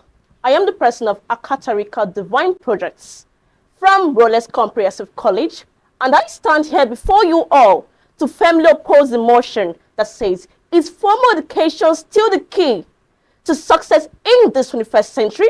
The answer is no. Formal education can no longer just be the key to success in this 21st century. Ladies and gentlemen, the 21st century have ushered in an era of unprecedented change. The rise of technologies, artificial intelligence, and automations has transformed the job markets, rendering traditional formal education model obsolete. Formal education, although relevant, can no longer guarantee as a key to success in this 21st century. First and foremost, many successful individuals such as Steve Jobs, Mark Zuckerberg, and Richard Branson has achieved success without completing their formal education. This raises a crucial question: can success be achieved through alternate means, such as self-directed learning, apprenticeship, or even vocational trainings? Secondly, formal education can be limiting with its aspect of standardized texting and rote memorization. In addition to that, the rise of online learning platforms and skill-sharing communities has democratized access to knowledge, which enables individuals to access skills and knowledge at their own pace without the need for any traditional formal education. Moreover, my opponents may argue that formal education provides structure, accountability, and socialization. However, I counter that those benefits can be achieved through alternate means, such as online learning communities, mentorship programs, and even apprenticeships. In fact, many successful entrepreneurs and innovators have attributed their success to the ability of thinking outside the box, challenging conventional wisdom, and the ability to maintain and adapt to challenging circumstances. While formal education, with its emphasis on standardized texting and rote memorization, can often stifle creativity, critical thinking, and problem-solving skills, which are essential for individuals to strive in the 21st century. And as we all ponder on the relevance of formal education in this 21st century, let us all ask ourselves, is it not time to redefine what we actually mean by success and education in this 21st century?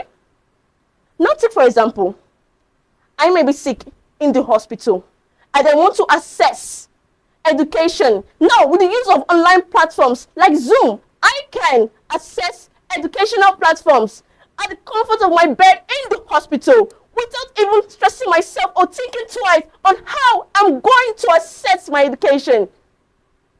In conclusion, we can all attest to the fact that formal education can no longer be the sole key to success in the 21st century. And as we all move forward, it is essential that we value the diversity in education and promote individuals with the flexibility to follow their own path to success. I trust that with my arguments, I have been able and unequivocally shown that formal education can no longer just be the sole key to success in the 21st century. Thank you. Wow, that has been a brilliant showcase there of intellect, of strategy, of critical thinking from our first lead speakers for Federal Government College and Rolex Comprehensive College. Let's celebrate them. They have set the pace. Now it's time for us to find out how the supporters will follow. Let's make welcome the support speaker for Federal Government College. Celebrate her. Formal education gives you the ability to solve difficult problems and leads you to the highest level. These are words of Professor Ngozi Okonjo-Iweala, the first female African Director General of the World Trade Organization, a 21st century successful woman who has the highest level of formal education. With this I say, good morning the moderator, the impartial panel of judges, the ever so accurate timekeeper, my friends in argument, ladies and gentlemen. Standing before you today is Co-Author Ogiame Blessing, a bona fide student from the prestigious Citadel of Learning, Federal Government College Warri, and having examined the motion, is formal education still the key to success in the 21st century? I am here to strongly propose it. First and foremost, it is not subject to argument that formal education makes an individual to be more versatile.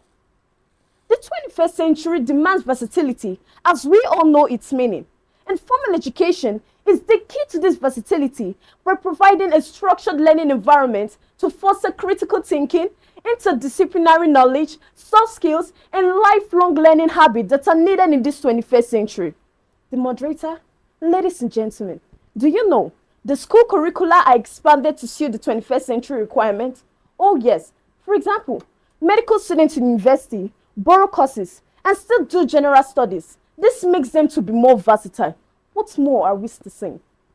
The Ogiame Atuwatse the third Inter-Collegiate Quiz and Debate Competition. Ladies and gentlemen, welcome back to the ultimate showdown. This is the Ogiame Atuwatse the third Inter-Collegiate Quiz and Debate Competition. Wow. The stage is set for Group K right about now. We just finished with Group J, and it was an interesting one just before the break. And right now it's time for us to spread the spotlight on Group K. I'm your moderator, Rejoice Debekeme is here. Let's find out the powerful schools in that category. We have Zik Grammar School. We also have Ogidigben Grammar School. We have Majority Schools. And then we have International Unity School. Well done, everyone. We're about to find out the power of words and persuasion in a little bit. But first off, I would like to introduce the people who are sitting behind the scenes watching and analyzing and criticizing and penning down their points based on the criterion for the debaters. Right about now, I have the delectable Mrs. Ochuko Orogu. I also have Comrade Ajay Adaron Karen. And then for our panel of judges, we also have Mrs. Jane Tosani Biayi Pribo Samuel. We're excited to have this esteemed and professional panel of judges. And right about now, they're going to let us know what some of the debate protocols and rules and guidelines are. Over to you, judges. You're all welcome. The debate rules. Use of mobile phones are highly prohibited. Cheating leads to immediate disqualification. Proper decorum must be maintained by participants and teachers. Specific debate topic and motions will only be sent a week before participants' session. Participants will be given 10 minutes to speak for their team, 7 minutes for lead speaker, and 3 minutes for supporting speaker. A countdown will begin 1 minute before the participant is notified to stop speaking. Exceeding of time limit by participants lead to deduction of marks. Judges are only expected to give their remark after each session alongside score points. Participants will be judged based on stage presence, confidence, accuracy, time management, neatness, intellectual ability, public speaking, and presentation skills. Audience are only permitted to chair after the presentation is concluded or indicated by the moderator. This is to ensure that participants are not distracted. The panel of judges include professionals. Their decisions are final and cannot be contested. All the best to all of you. Thank you. We just heard from the chairman for the panel of judges right about now. So the stage is set. I believe the contestants and debaters are ready. Are you ready? Are you ready? Wow. Okay, so let me find out. This is Group K category for you. Zik Grammar School, what does K represent? Knowledge. Let's celebrate that. And for Ogiame Grammar School, K stands for King. Wow, who's going to wear the crown? We're about to find out. We like the sound of that one. Remember that the 10 million naira grand prize is at stake, and we also have the 2 million naira up for grabs for the best female participant for the Ogiame Atuwatse third Intercollegiate Quiz and Debate Competition. Okay, now, the floor is yours. Make it count. Let's welcome the lead speaker from Zik Grammar School. Good morning, moderator, honorable panel of judges, immaculate timekeeper, my intelligent co-debaters, distinguished ladies and gentlemen, and my powerful women. I am Tango Stephanie, a student from Zik Secondary School, and I intend to validate the notion which says formal education still the key to success in the 21st century. I will say a capital yes. Formal education has been the cornerstone of success for centuries. While some argue the fact that the 21st century has changed the rules, I firmly believe that formal education remains the key to success. Ladies and gentlemen, as we stand at the pinnacle of the 21st century, I firmly believe that formal education remains the key to unlocking success. Formal education is an education that is being schooled for and you attain degree, while informal education is synonymous to self-education. While informal education may have its benefits, it's just like building a skyscraper on quicksand, unstable and unreliable. Formal education provides a structured knowledge. It is a genesis that sets the stage for a lifelong learning. It is a spark that ignites the flame of curiosity, driving individuals to innovate, explore, and push boundaries. Ladies and gentlemen, do not underestimate the power of formal education. It is a launch pad for success, a catalyst for innovation, and the genesis for a brighter future. Do not sacrifice the proven benefits of formal education on the altar of informal education. Formal education is the secret ingredient that turns I think I can into I know I can. My opponent may say self-education is enough, but I firmly believe that it's just like saying you can learn how to watch YouTube tutorials. You can learn how to fly by just watching YouTube tutorials. Formal education provides knowledge, critical thinking abilities for you to succeed in your choosing career. Formal education is like a key and success is like the padlock. Without the key, you'll be stuck trying to break the padlock with a hammer, and that's hard work. Trust me, it's easier to just use the key. Now, let's talk about my very good friend and model, Elon Musk. Elon Musk's success is a direct result of his formal education. Elon Musk's success proves that even the most brilliant minds still need formal education. Even the most brilliant minds can still benefit from formal education. Elon Musk's achievements are numerous. He helped found SpaceX, made solar energies more available, founded a company called Zip2, etc. Now let me drive a point here. What is Zip2? Zip2 is an online content publishing software company co-founded by Elon Musk in 1995. If Elon Musk has not furthered his education, if Elon Musk has not pursued his education, it would have just been some boy rather than being the founder of the company. Without education, you're just a smartphone without Wi-Fi. Furthermore, education is wealth is useless without education. Wealth is useless without education. It's just like a car without a driver. It is completely useless. Without education, you're just like a money bag with no brains. Money can't buy your brains, but formal education can. Formal education, furthermore,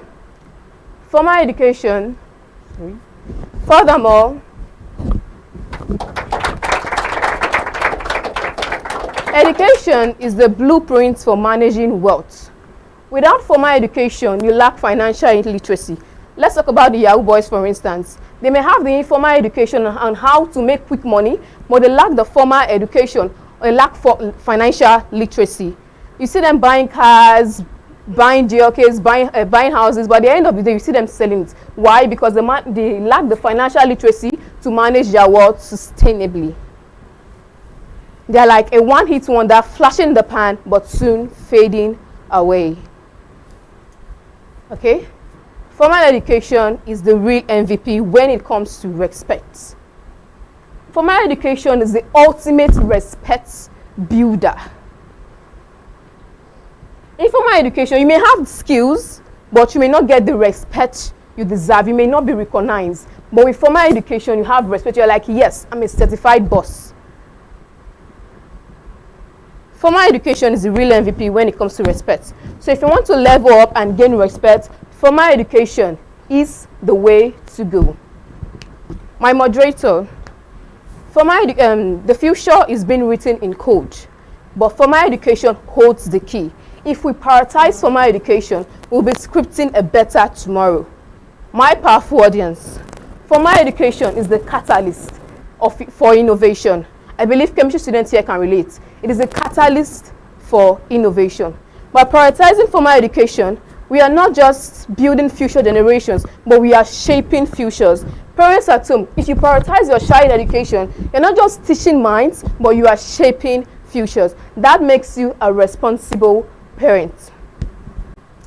So with this viewpoint of mine, I believe I've been able to convince you of the immense importance of education, and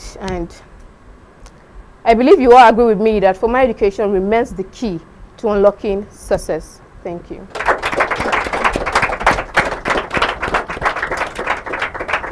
Well, we've just heard from the friend of Elon Musk and the lead speaker for Zik Grammar School. Now it's time for us to make welcome the lead speaker from Ogiame Grammar School.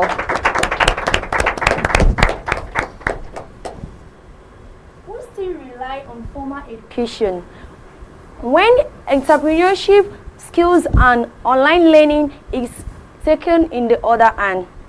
With this, I said good day, moderators, Mr. Chairman, impartial panel of judges, and my co-debaters. I'm Ayelaja Progress from Ogiame Grammar School. I'm here to oppose the motion which says formal education is still the key to success in the 21st century. Before I proceed, what's formal education? Formal education is the structured and systematic learning process provided by institutions such as schools, colleges, and universities. But you should know that this present job market and accessibility of online learning gives students more privilege to learn and succeed outside the formal education. With this, I therefore oppose the motion that formal education is still the key to success in the 21st century with my following points. Firstly, inequality and unaccessibility. Formal education is often not accessible or affordable for many people today. This is due to either geographical locations, but education outside the formal settings is flexible and can be accessed anytime, anywhere. Secondly, rise of alternative learning pathway. With the increase in online learning platform and vocation training programs, people can now get valuable skills and knowledge outside the formal education. But in formal education, one has to be in a given location.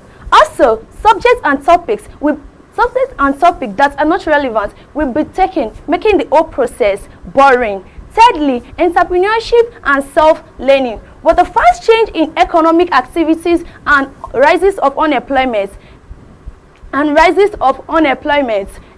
entrepreneurship and skills have become the order of the day. Many successful men like Aliko Dangote, without completing the formal education, but rather with the entrepreneurship and skills, they gain success without the formal education. Fourthly, skills over credentials. This present job market places more emphasis on skills over credentials. Employers now value potential employees with practical experience and skills, but rather than those parading theoretical certificates from the formal education with no skills to back up. Fifthly, overemphasizes on theoretical knowledge. Formal education in many value on theoretical knowledge and practical skills. This with the deal of the demands. In this, I said, not to confuse my listener, I said, formal education is still the key to success in the 21st century. Thank you.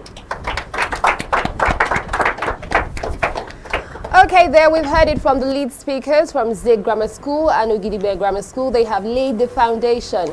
Now it's time for the supporting speakers to solidify it. Let's make welcome the supporting speaker from Zig Grammar School.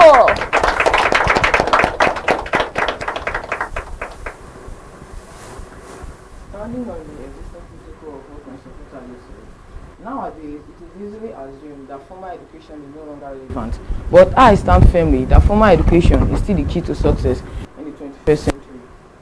First and foremost, formal education provides a solid foundation for critical thinking, problem solving, and communication skills. These skills are essential for success in any field, and formal education is the best way to develop them.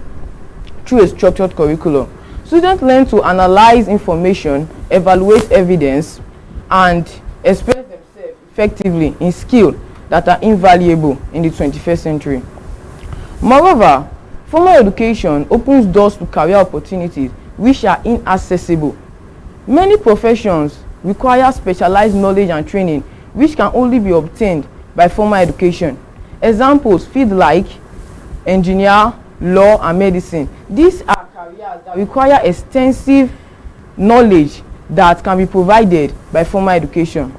Also, formal education provides a personal growth and development through interaction with peers and mentors. Students develop important life skills like teamwork, leadership, and time management through formal education. Formal education also provides a safe and supportive environment which students can explore their passion, interest, and values. I know my opponent might say that how can formal education be the key to success when all our great entrepreneurs like Mark Zuckerberg and Steve Jobs. Mark Zuckerberg don't just wake up one day and saw himself the owner of Facebook. He went to school for some time, but he dropped out with the knowledge he acquired from school when he was in school. That's what he's using now to be the great entrepreneur he's being now. So with these few points of mine, I hope you've agreed with me with no doubt that formal education is still the key to success in the 21st century.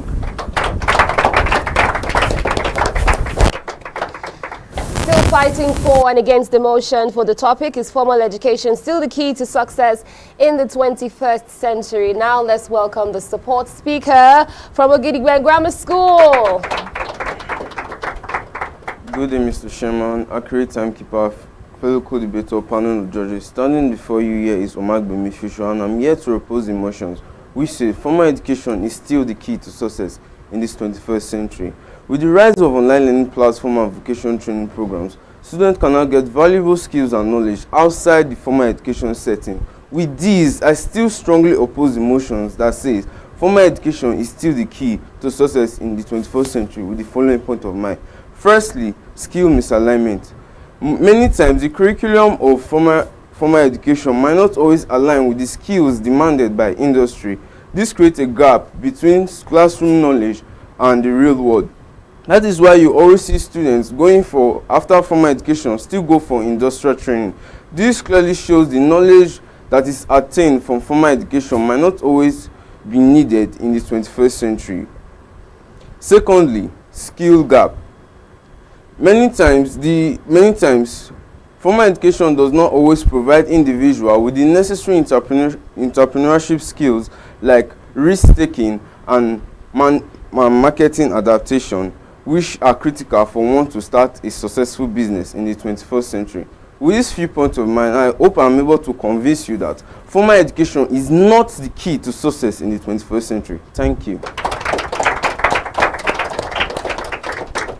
Brief, concise, straight to the point. Those are just a few words to explain what we're experiencing here for the Ogiame Atuwatse III Inter-Collegiate Quiz and Debate Competition. Wow, it has been such an explosive and interesting round. Let's celebrate the debaters. Well done, guys. We're going to go for a quick break. When we return, we're going to find out what the judges have to say and what the scores reveal. Don't go anywhere.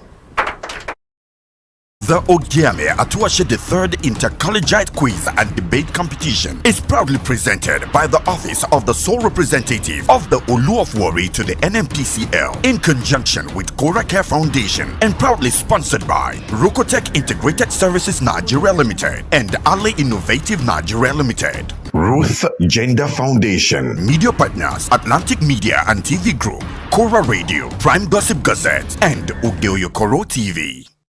Don't miss out on exciting news, events, and more. Stay connected by following us on Facebook, YouTube, and Instagram at Atlantic Media and TV.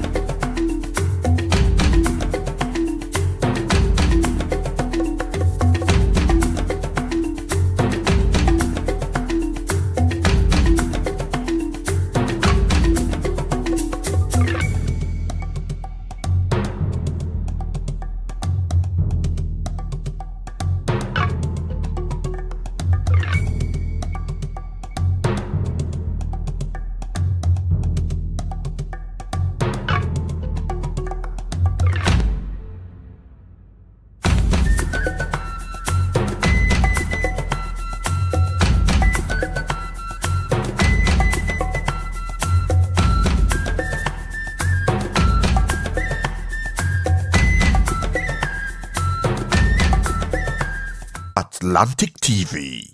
Culturally inclined, uniquely different.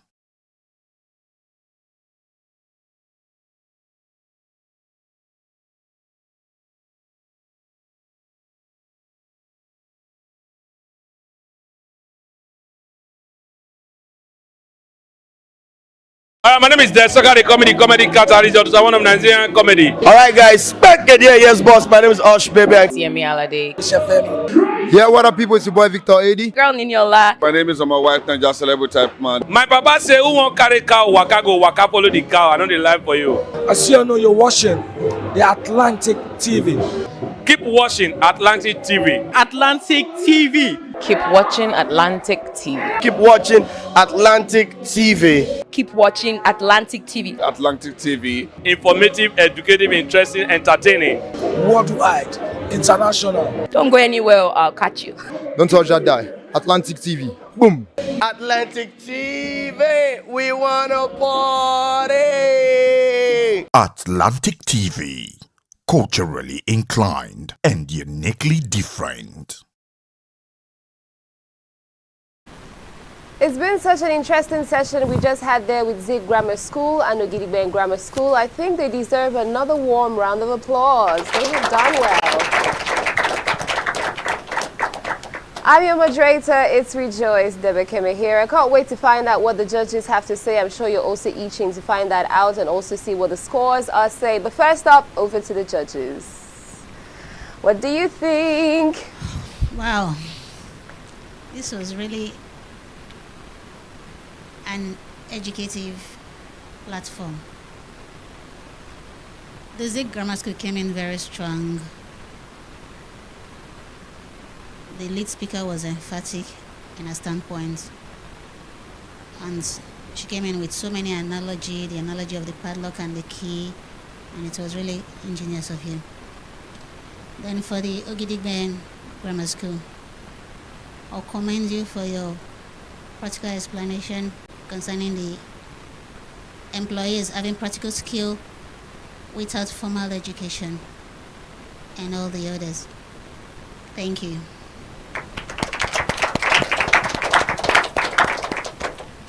Well. Both schools have tried.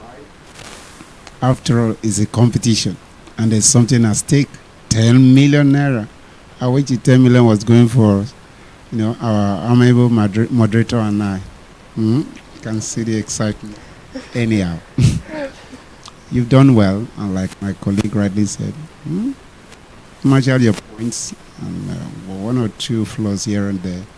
And it's like I overheard somebody say, if Ellie Marx has furthered his education, you are now putting his sentence in past perspective.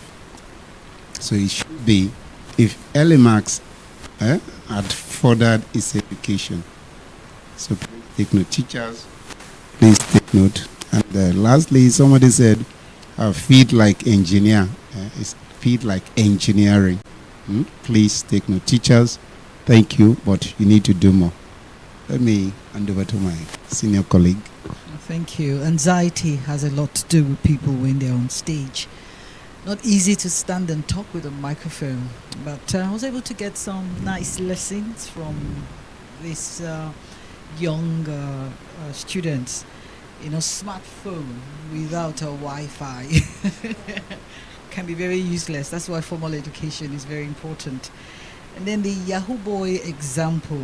Everybody wants to be a Yahoo Boy now, but not too deep in their knowledge, and that's why they overuse whatever they have.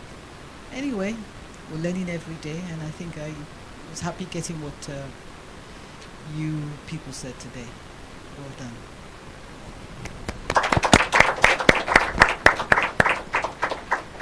Thank you very much for that insightful one from our distinguished panel of judges. Now it's time for us to reveal what the score sheets are saying. But first of all, I want to find out how the debaters are doing. How are you guys doing right now? Okay. Wow. How about you? How you doing over there? You feeling all right? Are you ready to find out what's going on with the scores? Okay. Let's see how you perform. For Zeke Grammar School, they came through with a total of 44 points. And for Gidigben Grammar School, they totaled 40 points.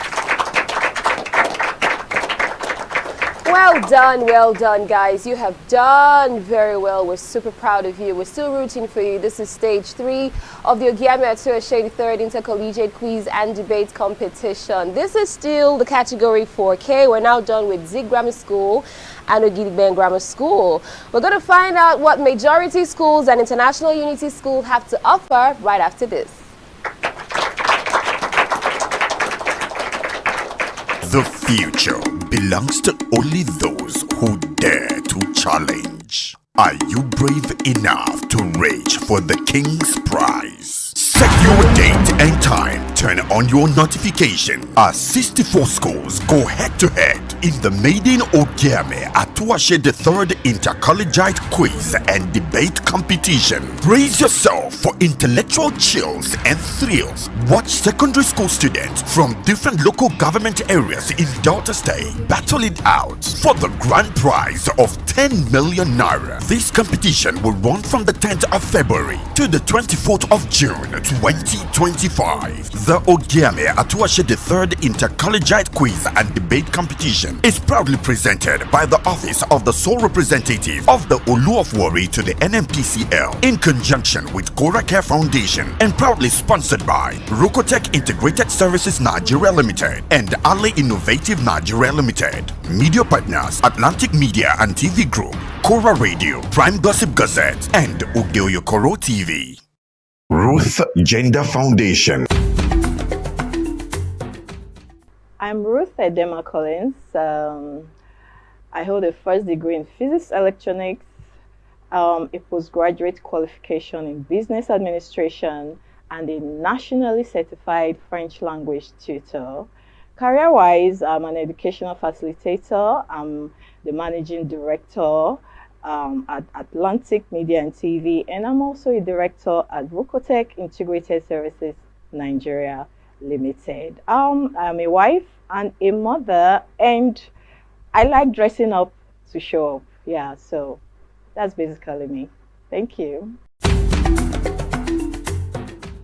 Root Gender Foundation was inspired from my personal experiences growing up as a young girl in a typical Nigerian environment.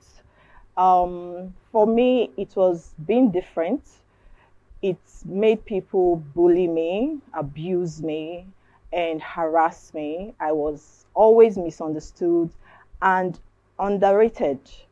Root Gender is a foundation that is dedicated to building confidence in the Nigerian girl child through educational and inspirational programs, like supporting programs that promote girl child education. We also organize physical exercises for our young girls for the overall well-being of their mental and physical states, and also for the acquisition of self-defense skills. We also sensitize girls on laws that protect them. In our constitution, a lot of girls do not know that they have rights, that there are laws that protect their interests in Nigeria. Hence, they are vulnerable, they are living in fear, which is stopping them from reaching their full potentials. So we sensitize them on the laws that protect their interests. This, like I said, is visioned towards building confidence in the Nigerian girl child. So that is just a wrap-up of what we do at Root Gender Foundation.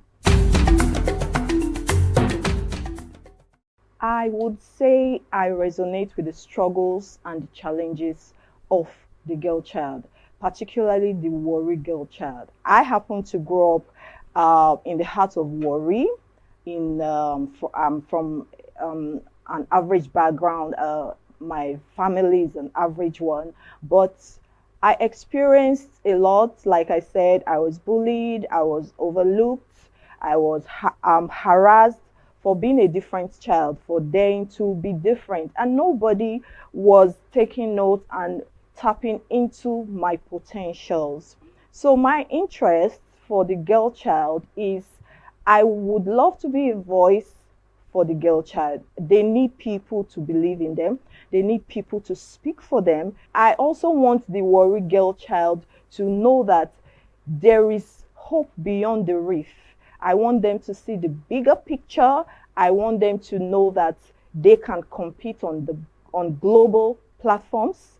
They can compete on international platforms, and they can do very well. We have the likes of Ada Gold, or Maumi, and the rest of them. They are all competing very well on international platforms, and I know that you too can do that, and I want you to know that is why we are here. Root Gender Foundation is here to make you understand that you can actually be what you want to be.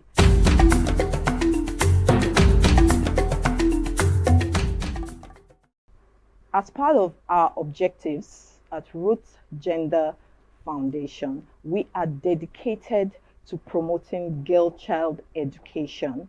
Like I said, I represent the brand Warri Girl Child.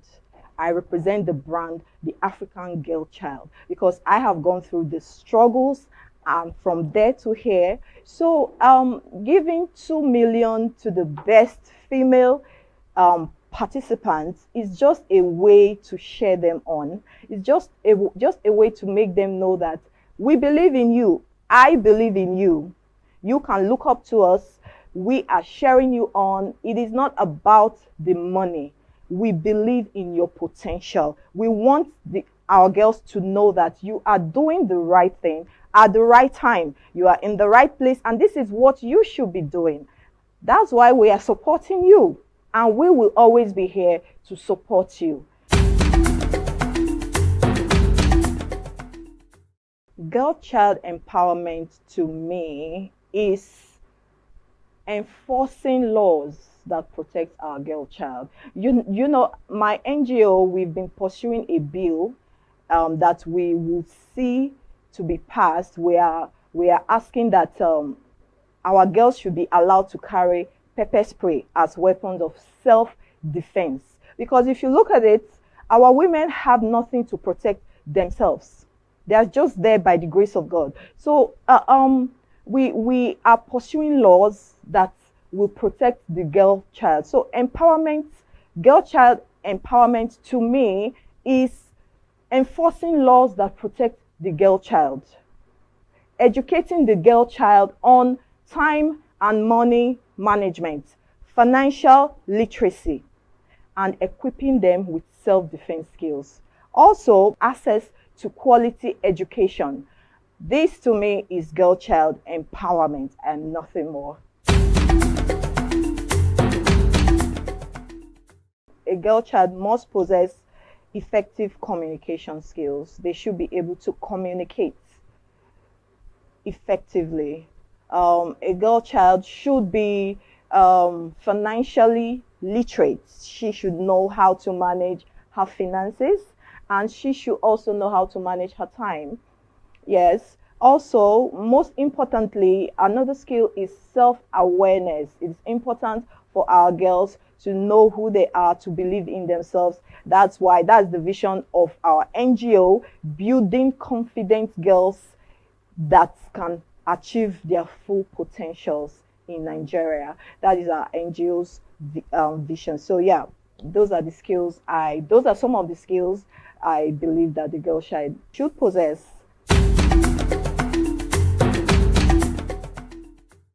She needs role models. She needs people that have led that path and have made it. Our young girls need role models. That's why we have to do better. We have to do the work.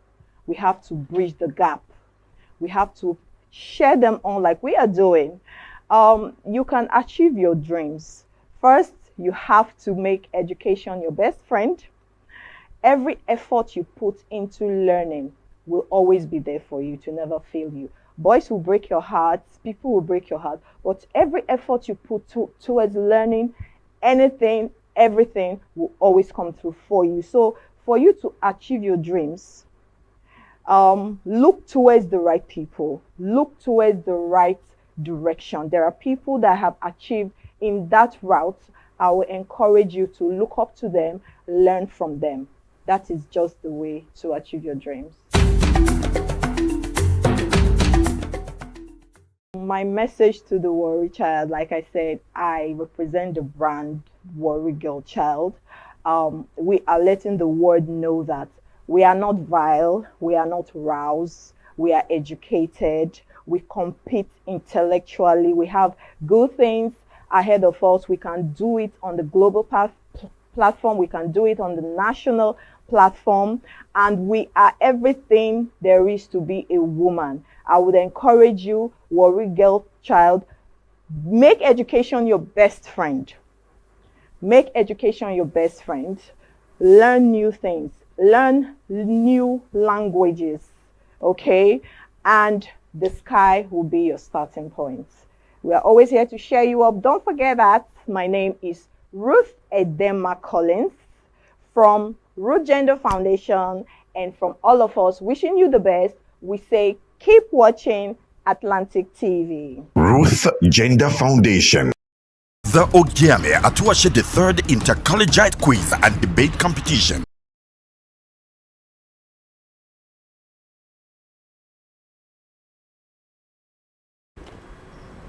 Now up next, we're about to have another clash of intellectuals, not necessarily titans right about now, and they seem to be female. My gender coming through with some power of words and persuasion and logic and strategy. We're going to find out how they're going to do, but first up, let me quickly bring you up to speed on the schools represented for K. That's the second half for K right about now. We have majority schools. And we have International Unity Schools. Well done and welcome on board. How are we feeling? Great? Good? Nice? Excited. Excited? Yeah, I'm okay. Okay. We're going to take that. The energy is high. Everybody's pumped up and ready to go, and I'm also ready. I'm your moderators, Rejoice Debekeme here. We have our distinguished panel of judges. They're ready and they're set. The audience is ready. Now the floor is yours. Let's make welcome the lead speaker from Majority School. Good day, moderator, panel of judges, accurate timekeeper, my co-debater, fellow student, and my distinguished ladies and gentlemen. My name is Arera Lisa, and I'm here with... We are from Majority Schools, and we are here to support the motion that says Entrepreneurship education, is this the future of Nigerian secondary school? Who is an entrepreneur? An entrepreneur is a person that sets up a business or businesses taking on financial risks with high hopes of making profit. What's the first thing that comes to your mind when you hear the word entrepreneurship? Entrepreneurship, as I say, is the ability and readiness for a person to organize, develop, and start up a business enterprises along with other of its alternatives in the sole aim of making a profit. The world is changing at a breakneck pace. The traditional job market is evolving, and the skills necessary to succeed are shifting dramatically. This is why I firmly believe that entrepreneurship should be at the heart of our secondary school education in Nigeria today. I have some few points to support my stand. Firstly, entrepreneurship encourages students to be adaptable and to solve problems. What do we mean by this? Entrepreneurship helps a student to be adaptable in his society to solve problems no matter the situation he or she finds herself. She will be able to solve the problem and just keep on going. Entrepreneurship helps in the reduction of unemployment and poverty in our nation at large today. But firstly, what is unemployment? Unemployment is a situation whereby a person at a working age, willing and capable to work, does not have a job. And how does entrepreneurship help us in this state? In Nigeria today, there are many successful entrepreneurs. Many successful entrepreneurs that have set up businesses in various industries, such as agriculture, technology, and fashion. When it comes to agriculture, we have the famous Aliko Dangote. And who is Aliko Dangote? Dangote has been an outstanding successful entrepreneur in Nigeria. Through entrepreneurial thinking, he has been able to be prolific in the manufacturing industry, in the construction industry, and in the service industry. And it has also helped in the production of food, just as I said, agriculture. And now has Dangote helped us in our nation? Dangote has helped us in our nation. It has been able to give us a name in Nigeria today, because now Dangote is the richest in Nigeria and is the top one in the richest in Africa today. So he has actually given us a name, and he has created jobs for our youth today. When we go to technology, we have a Michelle Elegbe. Who is Michelle Elegbe? Michelle Elegbe is the founder of Interswitch. His operation has been in the game since 2002, and we have the famous operation called the Verve Card ATM machine. What is that Verve Card? It's actually a mobile network. Without Michelle Elegbe, there would have not been no technology mobile networking in Nigeria today. And how have these individuals contributed to us? These individuals are all made significant contributors to our Nigeria economy by inspiring other aspiring entrepreneurs in our country today. The world is changing at a breakneck pace because the ability, in a constant change of the world, the ability to adapt, to innovate and create jobs is paramount. So how the entrepreneurship enters into this? Entrepreneurship enters into this because it teaches students to have hands-on skills. It makes them to be proactive. It makes them to be creative. It makes them to find solutions wherever they find themselves.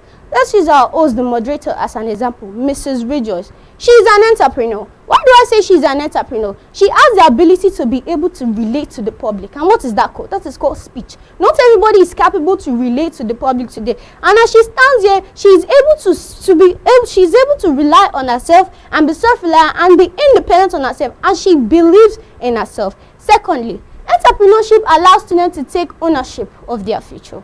How does this? The traditional educational system often focuses on rule learning and memorization, preparing students for a linear career path. But ever since entrepreneurship got into the game, students have changed the way they see the education today because they were able to be self-reliant.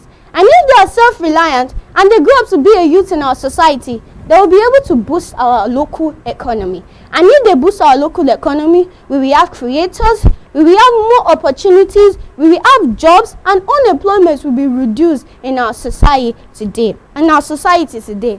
Like my opponents here, they might not believe or agree with me that entrepreneurship education is the future of Nigerian secondary schools. But I want to tell you that entrepreneurship is about making a difference, whether it is finding a solution, creating something new, or simply making an impact in the world.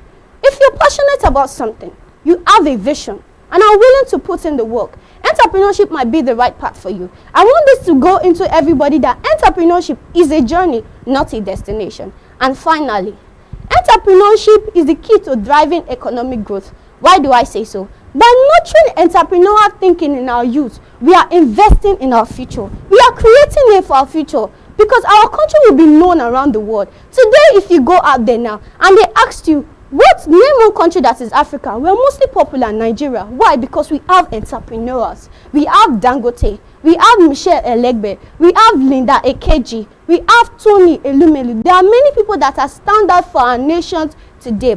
And I believe that students that learn entrepreneurial skills are more likely to be successful business owners. Why do I say so? They have the mind.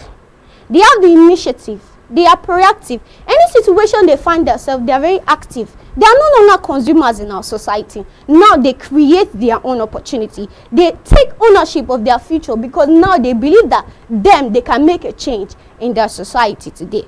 Why not every student will become an entrepreneur? The skills learned through entrepreneurial education are valuable in all career paths. Why? Because the future belongs to those who are resourceful. The future belongs to those who are innovative. The future belongs to those who are adaptable.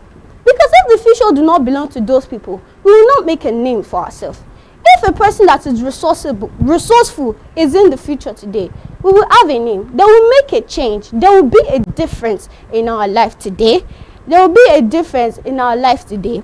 So entrepreneurship has done a lot for us. Entrepreneurship is not just about creating a business or owning something. It's about you having vocabularies, believing in yourself, and you're passionate. Because now our students today go to school because they want to own a job, they want to create something new. But I tell you that entrepreneurship is the key to secondary school education in Nigeria today. Thank you. Wow, that was the lead speaker, and I think that's the first time in the competition that we've had a speaker actually use all their time literally and just drop the ball and drop it like it's hot going on there for the debates competition. She has opened the floor. Lead speaker from majority schools. Let's celebrate her. And then just before I bring up the next speaker, let me quickly inform you or remind you that there's 2 million naira at stake here for the best female participant, courtesy of Root Gender Foundation. So keep that at the back of your mind because we have lots of amazing ladies here who are going to be debating. Now, let us make welcome all the way from International Unity Schools, their lead speaker. Good day, His Royal Majesty, the Ogiame Atuwatse III, the Law of Warri, impartial panel of judges, moderator, accurate timekeeper, members of the press, my co-debaters, online viewers, distinguished ladies and gentlemen. I am Ms. Korede Ayade, a student of the International Unity School, Ejaba Warri, and I am here to vehemently oppose the motion, entrepreneurship education. Is this the future of Nigerian secondary schools? Having listened to my opponent, her argument might sound plausible at first glance, but beneath this facade lies a great deal of assumptions, uncertainties, and loopholes. It is merely a distraction from the realistic issues bedeviling our educational system. According to the Oxford Dictionary, entrepreneurship education refers to the process of equipping individuals with the skills and mindsets necessary to start and manage their own business. Entrepreneurship education as the future of Nigerian secondary schools implies hanging the fate of our young minds solely on entrepreneurial skills. However, we must remember this primary aim of education, which is to harness and nurture the potential of citizens through a well-structured educational system with an overall impact on society, especially economically. This proposal suggests that there is a problem with our existing curriculum. However, a closer examination will reveal that prioritizing entrepreneurship education over our existing curriculum, which offers students the opportunity to pursue diverse career paths, is not the optimal approach to solving the problems and lapses in our educational system. To support the foregoing, permit me to state categorically.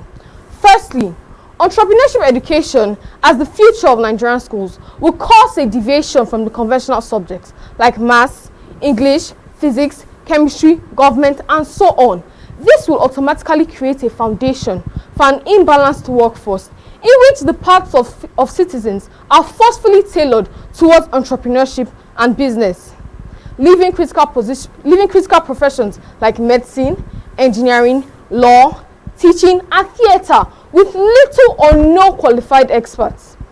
How would entrepreneurship education, aim at creating a link to the diverse career paths which are necessary and critical for the survival of every society. I await my opponent's response.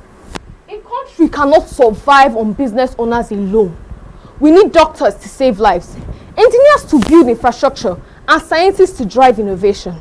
Already, the Nigerian curriculum, as it is presently constituted, offers a diverse path. Now hinging the future of Nigerian secondary schools on entrepreneurship alone will be counterproductive. Secondly, entrepreneurship education is not and cannot be the future of Nigerian secondary schools, but it's due. A research conducted by Money Point Incorporated shows that there are about 39 million micro, small, and medium enterprises operated in Nigeria as of December 2021. These findings also showed that 50% of these enterprises go on to fail in their first year of operation.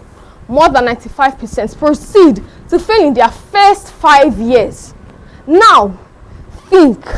These 95% of entrepreneurs who fall off from business go in search of jobs in the oversaturated labor market.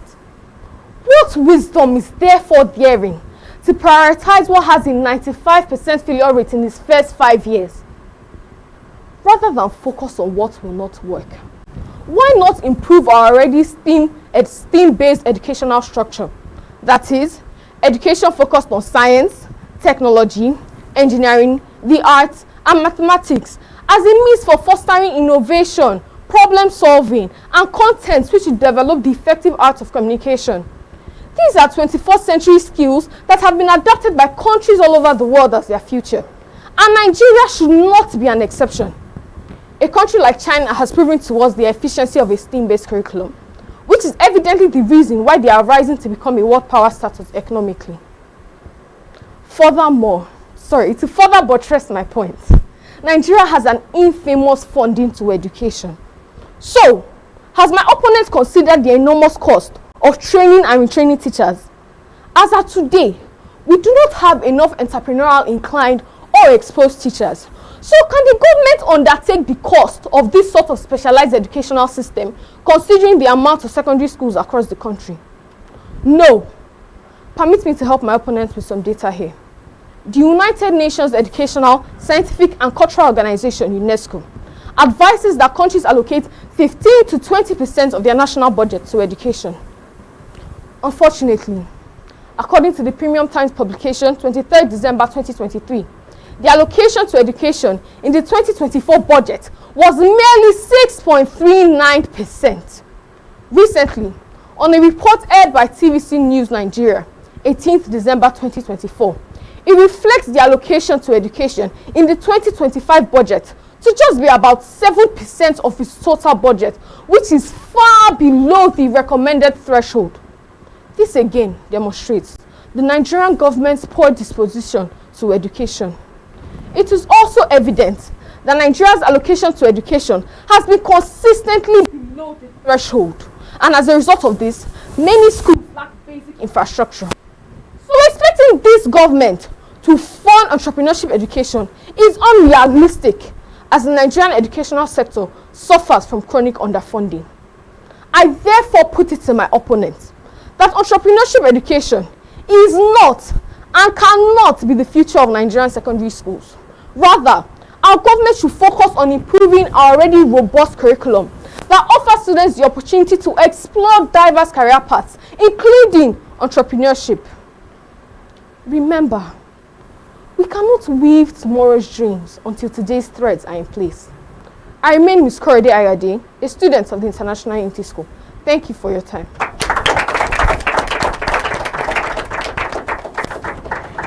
And there we've heard it from the lead speakers there with some speech power coming through with their display and their presentations for their topic. Wow, interesting one now. If you loved it like I did, then celebrate them one more time.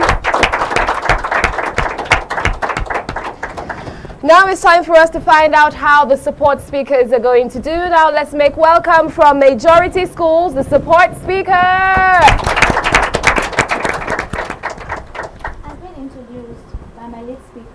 I have come to add but a few to what she had said.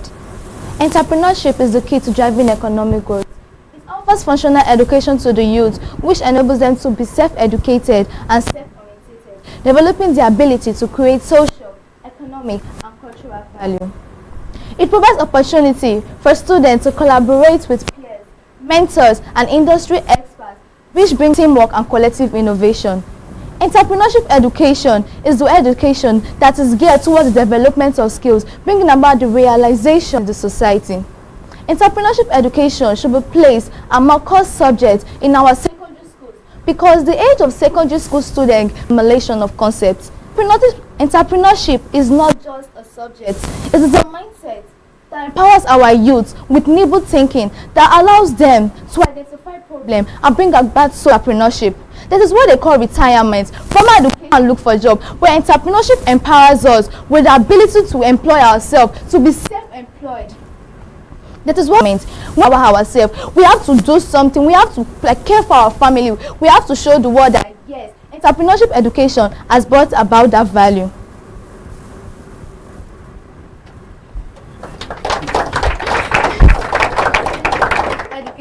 Has brought about that value. Entrepreneurship education empowers our youth. It decreases crime rate in the society because, of course, we want to become somebody in the society. Let me tell you the truth. Even no matter how wayward or dumb a child is, he always wants to become somebody. He wants to create a name. He wants to make people know that yes, I am the daughter or son of my father.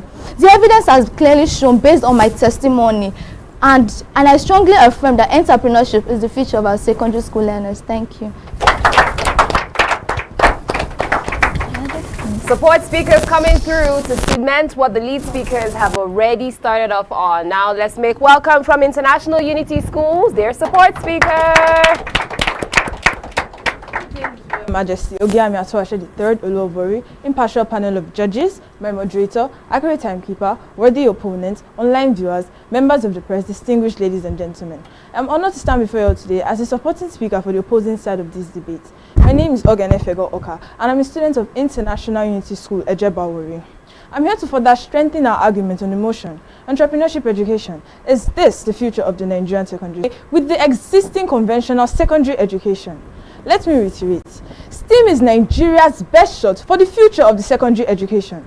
All we need to do is reinforce its workability, supports that STEAM fosters innovative thinking and experimentation, providing students requisite skills that helps them in design and creating solutions to real-world problems. STEAM also embraces the arts by improving communication skills, helping students and helping them to express critical and complex ideas through writing and presentation. Elon Musk, for instance, studied physics and economics, core subjects in the Nigerian secondary school curriculum. If you say that his knowledge of subjects like physics has had no impact in his STEAM's importance, then how can you explain revolutionizing electric vehicles with Tesla through technology? In addition, the likes of Aliko Dangote, secondary schools that were entrepreneurship driven. My opponent also made mention of our dear moderator here, talking about her being an entrepreneur because of her business right now. Please, she also did not go through entrepreneurship, secondary schools that were entrepreneurship based. She went through a STEAM-based education. This is what created her critical thinking and enabled her to venture in entrepreneurship. In the same vein, Bishop David Oyedepo, a renowned Nigerian pastor, studied architecture, but is currently seen as a successful entrepreneur through his ventures in publishing and education. Notably, junior and senior secondary school curricula, including subjects like commerce, economics, business studies, accounting, and marketing, lays a foundation for entrepreneurship and a balanced education. Please, our nation should build its future on innovation and technology and not be driven and anchored on entrepreneurship alone. And with that said, my dear audience, entrepreneurship education is not the future of the Nigerian secondary school. Thank you. Lead speakers have come through, support speakers have also come through. So find out who's still maintaining their steez and composure at this point in time, but you have to stick around and stay with us. Let's find out from our judges when we return back what they think about the presentations, and then I'm going to reveal what the scores are saying. Don't go anywhere. The Ogiame Atuwatse III Inter-Collegiate Quiz and Debate Competition is proudly presented by the Office of the Sole Representative of the Olu of Warri to the NMPCL in conjunction with Cora Care Foundation and proudly sponsored by Rokotech Integrated Services Nigeria Limited and Ali Innovative Nigeria Limited. Ruth Gender Foundation. Media partners Atlantic Media and TV Group, Cora Radio, Prime Gossip Gazette, and Udeoyokoro TV.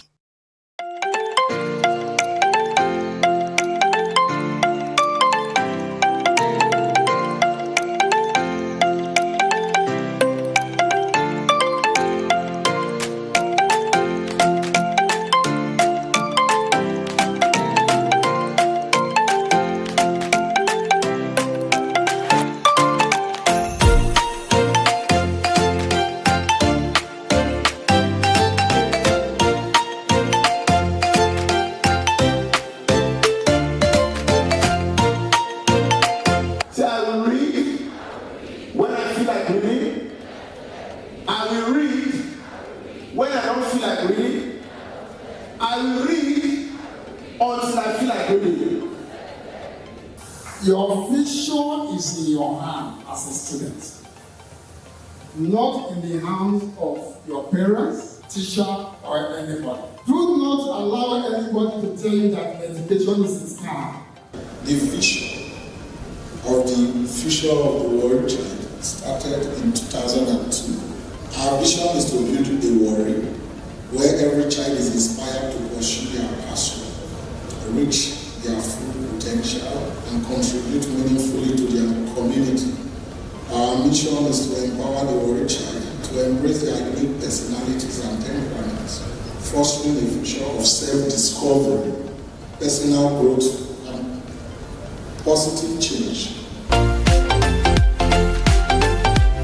You see, you cannot put yourself as a parent in the child. The child has to develop, find out what he or she likes most. You can be absolutely anything you want to be, whether you are a male, whether you're a female.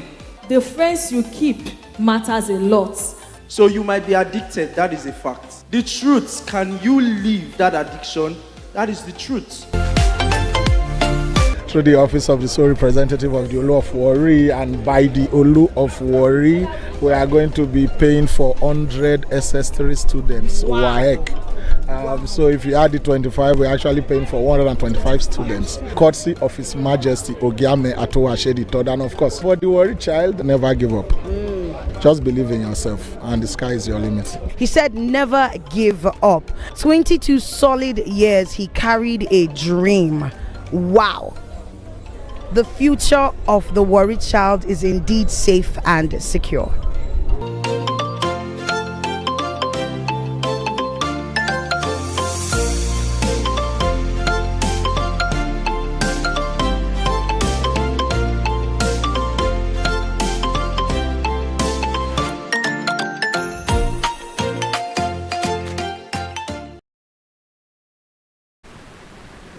And we're just done with Majority Schools and International Unity School for their session right now, all from the category of K. That just felt like watching a boxing match, but only this time around with words. The power of words, speech, eloquence coming through. Wow. Let's find out how they did from our judges. Esteemed judges, what do you think? Wow. This is what a debate is all about. I like each lead speaker coming up and giving us their points and countering the other person's points. Then the second speaker come up and dispel what the lead speaker said, and that was really commendable. And I enjoyed my sister here, second speaker, coming up, and at the time she actually missed a line, but she took it in a stride and I got this. That was really commendable. So true, so true, so true. Yeah, I don't need anybody to convince me that you came prepared. Both schools. I like that. Like she said, this is what a competition, should look like, a debate competition. And it's quite revealing my chief judge. I didn't know our honorable moderator is an interpreter. As an interpreter, thank you so much. Appreciate quite you. revealing. Yeah, grateful for that one. but we're not whether it's of the formal education background or the entrepreneurship background. So maybe that will be revealed after this session. And somebody used the word STEAM. She's trying to, some of us attended 9th school, so we don't know which one is STEAM. Whether it's the hot water, the one that comes from the kettle. So, but again, when you use certain acronym terminologies, try so that those who who are not as good as you are, they can be on the same page with you, or the same wavelength. If not, you've done well. Thank you. Well done. I'd like to say that we've had the best debate today. Quite knowledgeable, knowing their subject and understanding it, convincing us that, we could be on both sides, even though you were trying to bring the other one down, but to tell us that both of them can go hand in hand. There was a lot of research that was done, making us to be aware that my colleague does not know what STEAM is. And I also got to find out that Oyedekbo is an architect, more or less coming to the side of the entrepreneurship education, right? If you know what I mean. But even then, getting a formal education and moving on to become a businessman has also helped. So both of you are on the right side. And gave me hope after calling my colleague in the broadcast as an example, but also made me understand that I still have hope retiring using my business skill. You girls made me proud. Wow. I'm happy to be Woo! I'm excited already. My gender. Woo! Okay, no, shots are not fired to the males. No, we love you. We celebrate you too. Just celebrating my gender on here. Come on, join me, join me, join me. Yes. We're liking this. I don't know if anybody else wants to add to the 2 million, because there's already 2 million right about now from the Root Gender Foundation offering to the best female participant. You can top it up, make it like 5 million and stuff. We're waiting for you because these girls are on fire. Oh my goodness. Okay, so your moderator is here. It's Rejoice Debekeme. It's now time for us to reveal the scores. This is the part where I get my drums out. Drums rolling. For majority schools, they came through with 50 points. Wowza! That is amazing. Now let's find out how International Unity School fared. One more time, drums rolling. International Unity Schools came through with 50 points. My God. There we had it, a draw going on there. I mean, they used their time judiciously. They came through with their public speaking, A-game and presentation skills, their facts, their content, their intellectual ability. Come on now, bring it in. Bring it in. This is what we love to see, and this is what we're here for the Ogiame Atuwatse, the third Inter-Collegiate Quiz and Debate competition. But it's far from over. We just wrapped up with category 4K. After the commercials, we're going to be back with the powerful schools in Group L. You don't want to miss any part of that one because we're taking it up another notch. Stay with us. The Ogiame Atuwatse the third Inter-Collegiate Quiz and Debate competition is proudly presented by the Office of the Sole Representative of the Olu of Warri to the NMPCL in conjunction with Cora Care Foundation, and proudly sponsored by Rokotech Integrated Services Nigeria Limited and Ali Innovative Nigeria Limited. Ruth Gender Foundation. Media partners Atlantic Media and TV Group, Cora Radio, Prime Gossip Gazette, and Ogeoyokoro TV. Don't miss out on exciting news, events, and more. Stay connected by following us on Facebook, YouTube, and Instagram at Atlantic Media and TV.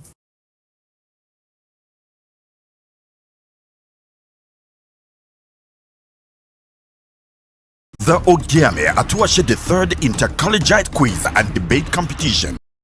Welcome to another exciting session for Stage 3, Round 1 for the Ogiame Atuwatse 3rd Inter-Collegiate Quiz and Debate Competition.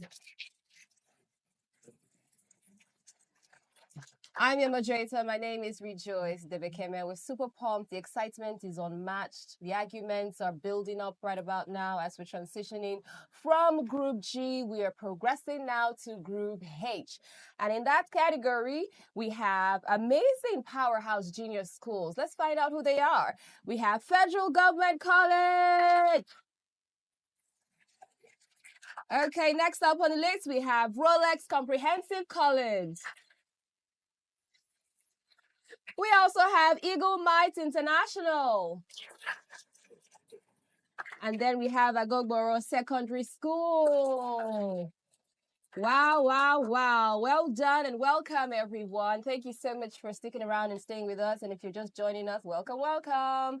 Yes, indeed, it's the Ogiame Atuwatse Debate and Quiz Competition. Please follow, like, and share and comment across our social media platforms at Atlantic Media and TV. You know how debate runs. We cannot do this on our own. We need the might, the power, the intelligence, and the brilliance of our very distinguished panel of judges that I would like to introduce them to you right about now.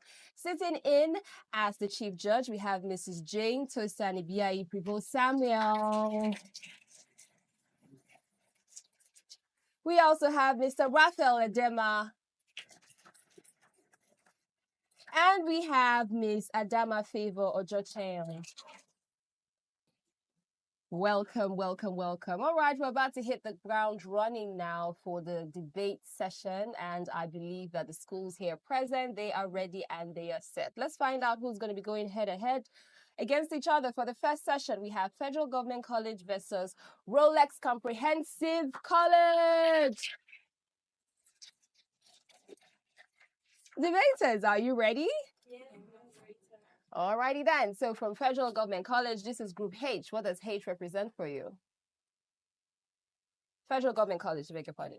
Happiness. Happiness. Yeah. That means you should be smiling. Yay. All right, let's celebrate though. Next up, Rolex Comprehensive. Harmony. Harmony. I like the way you say it together like twins. Are you twins? Not really. Okay, but they're lead and support. Lead and support. We're going to find out how they're going to do right now on the stage, because the stage is set, audience is ready, judges are ready, moderator is ready, and I believe the debaters are ready. Now let's welcome with a warm round of applause the lead speaker from Federal Government College.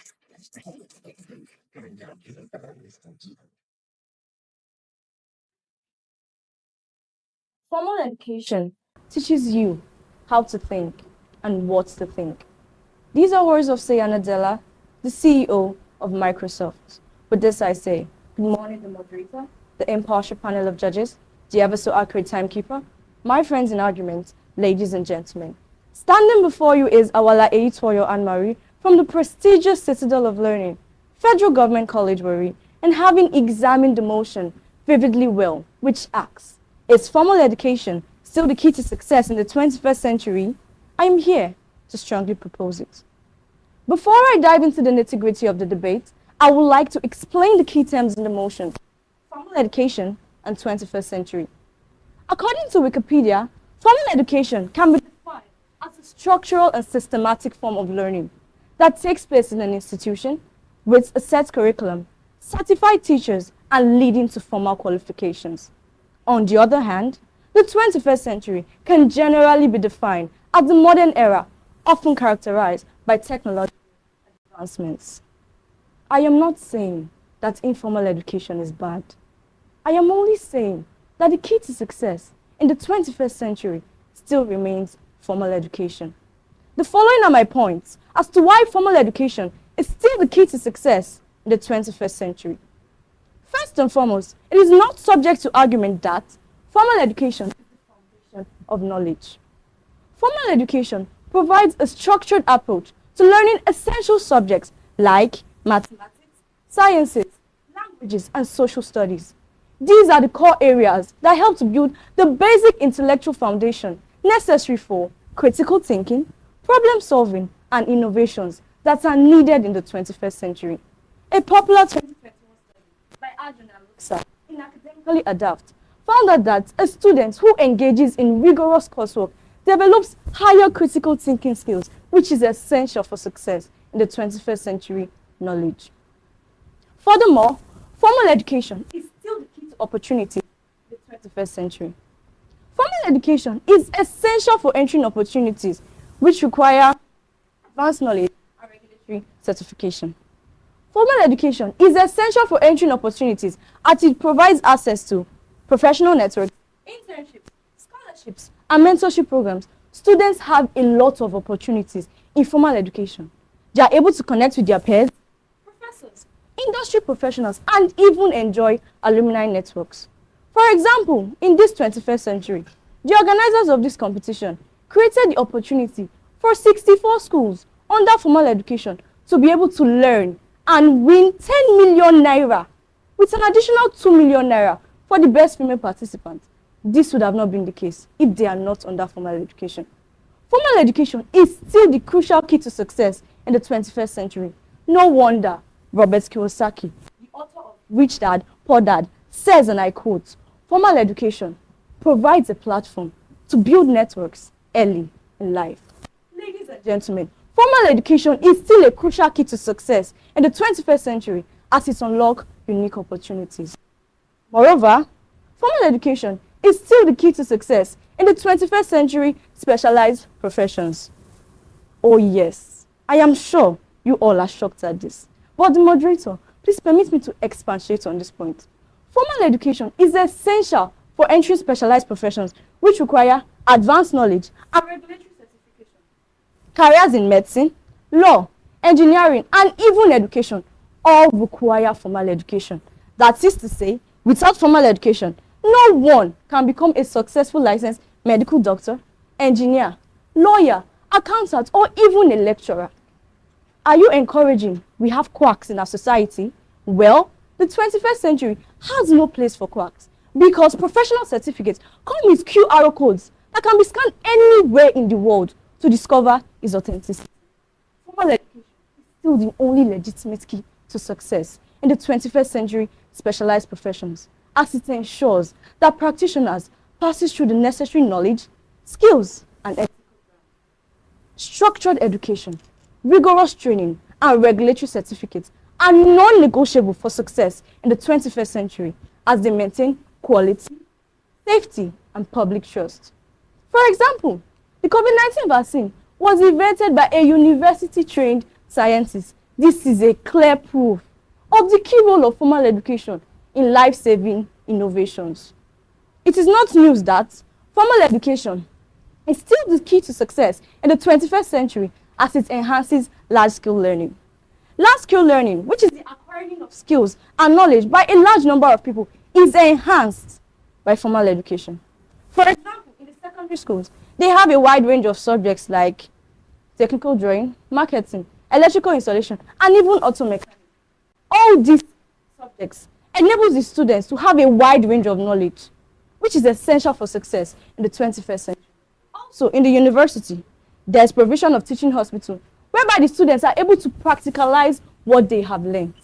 There are also some programs like internship programs, whereby the students are expected to work temporarily under real-world application in order to apply theoretical knowledge, skills, and so much more. Ladies and gentlemen, formal education is still the key to success in the 21st century. In conclusion, formal education is still the key to success in the 21st century as it enhances large-scale learning, as it is still the foundation of knowledge, as it is still the key to entering specialized professions in the 21st century, and as it helps to unlock unique opportunities. I am very glad that with this strong, cogent, and convincing points of mine, I have been able to make you all see reason why formal education is still the key to success in the 21st century. Thank you.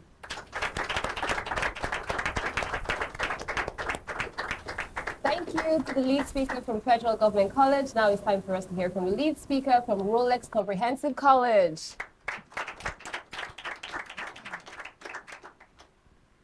Good day, honorable judges, worthy opponents, and distinguished guests.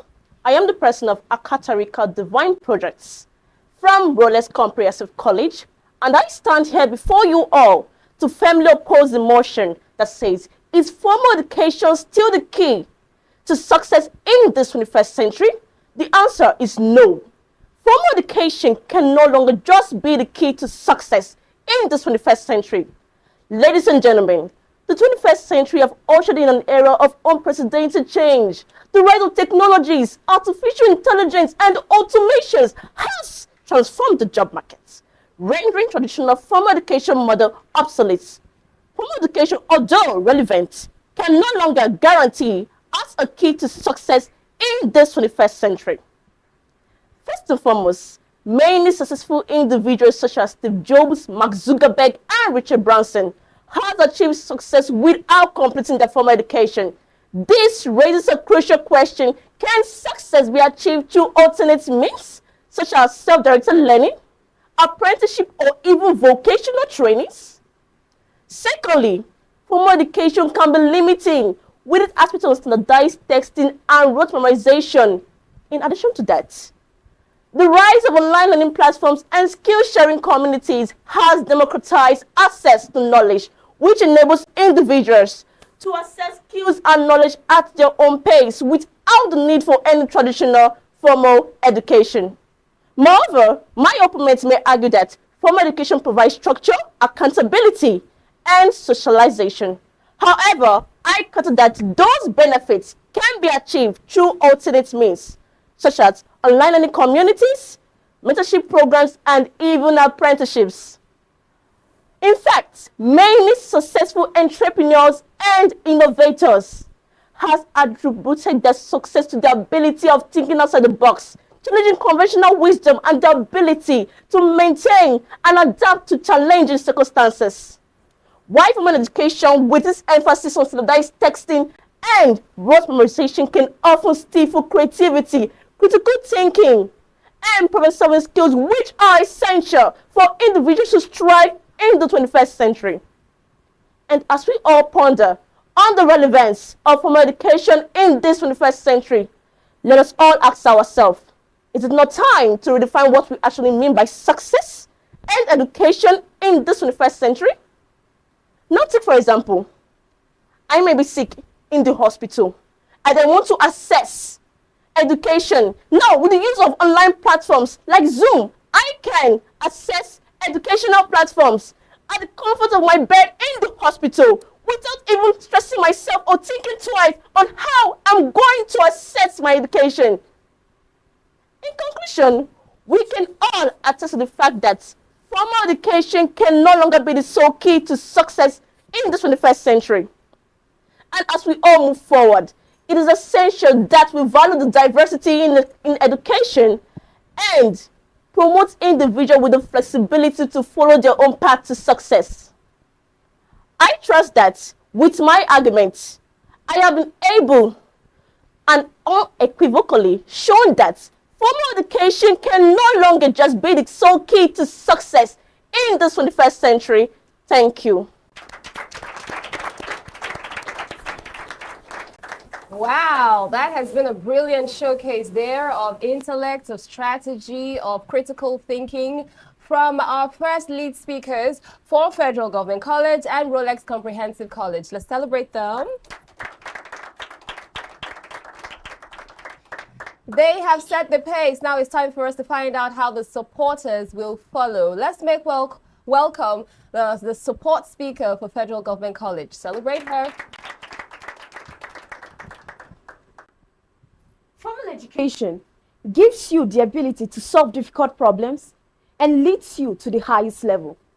These are words of Professor Ngozi Okonjo-Iweala, the first female African Director General of the World Trade Organization, a 21st century successful woman who has the highest level of formal education. With this I say, good morning, the moderator, the impartial panel of judges, the ever so accurate timekeeper, my friends in argument, ladies and gentlemen.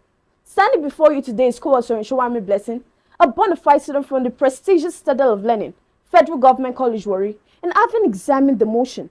Is formal education still the key to success in the 21st century? I am here to strongly propose it. First and foremost, it is not subject to argument that formal education makes an individual to be more versatile. The 21st century demands versatility, as we all know its meaning. And formal education is the key to this versatility by providing a structured learning environment to foster critical thinking, interdisciplinary knowledge, soft skills, and lifelong learning habits that are needed in this 21st century. The moderator, ladies and gentlemen, do you know the school curricula are expanded to suit the 21st century requirements? Oh yes, for example, medical students in university borrow courses and still do general studies. This makes them to be more versatile. What more are we still saying? It is no news that in the 21st century, most successful people pass through formal education. Oh yes, in Nigeria, before attainment of any political position such as the president, the vice president, member of federal or state house, even down to the local government chairman, one must have a minimum of the requirement of the school certificate. This requirement enables office holders to know that they have achieved a basic level of formal education because of this importance of formal education. My friends in argument may say that it is not necessary, formal education is not necessary to become a traditional ruler, but you cannot compare a king without formal education to our 21st century Olu of Warri, Ogiame Atuwatse III, who is outstanding in Warri Kingdom, especially in the educational sector. With this, I am glad that with this strong, cogent, and convincing point of mine, I've been able to convince you that formal education is still the key to success in the 21st century. Thank you.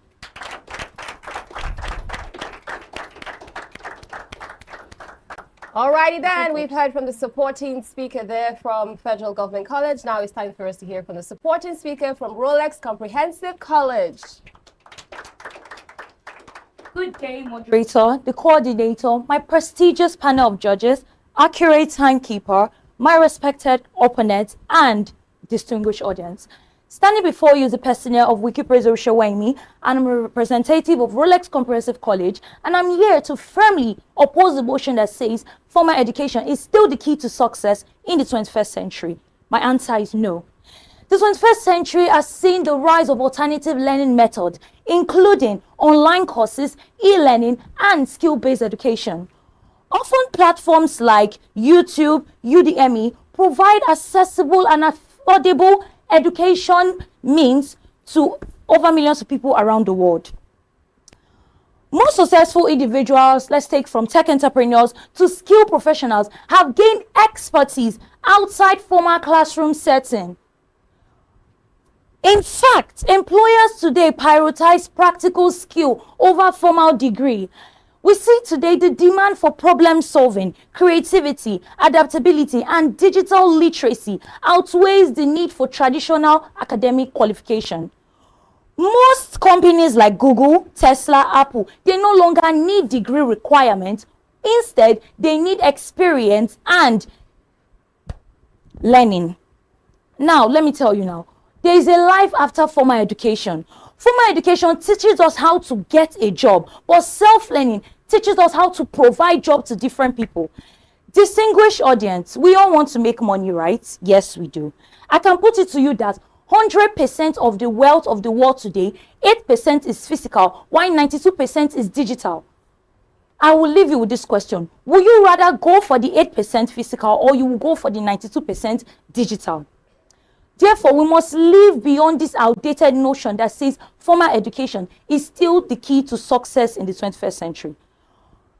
However, education is important, but formal education is no longer the only effective route to success. We are in the era where geniuses rule, where there are innovation, where there are AI. We hardly see people going to books to go and search on things. Then go to their internet. I can put it to this opponent. You got your questions from AI. You got your answers from AI and technology, not books.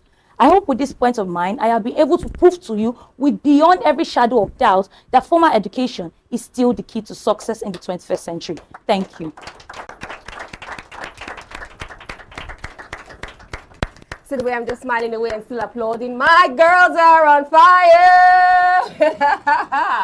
They are spitting fire here on the debate stage for the Ogiame Atuwatse III Inter-Collegiate Quiz and Debate Competition. One more time, let's give them a warm round of applause.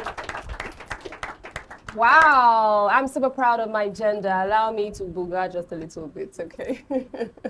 Alrighty then. Super amazing, super cool. We've seen the lead speakers, we've seen the support speakers. They're representing their schools, Rolex Comprehensive College, Federal Government College. Now it's time for us to go for a quick break so that we can give the judges some time. And then when we return back, we're going to find out what they're going to say and what the score sheets reveal. Please stay with us.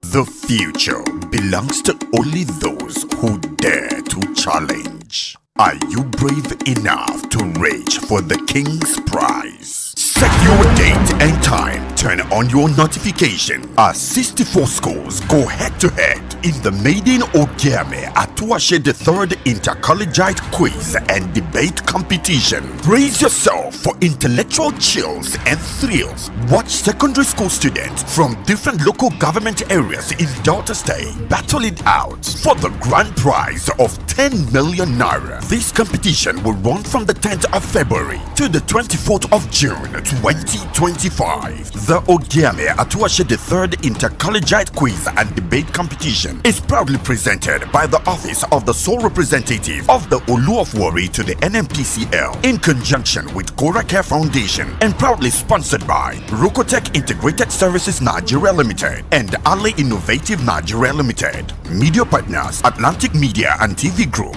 Cora Radio, Prime Gossip Gazette, and Ogeoyokoro TV. It has been an intense round we just had here in studio between Rolex Comprehensive College and Federal Government College. Oh my goodness. Can we give them a warm round of applause one more time?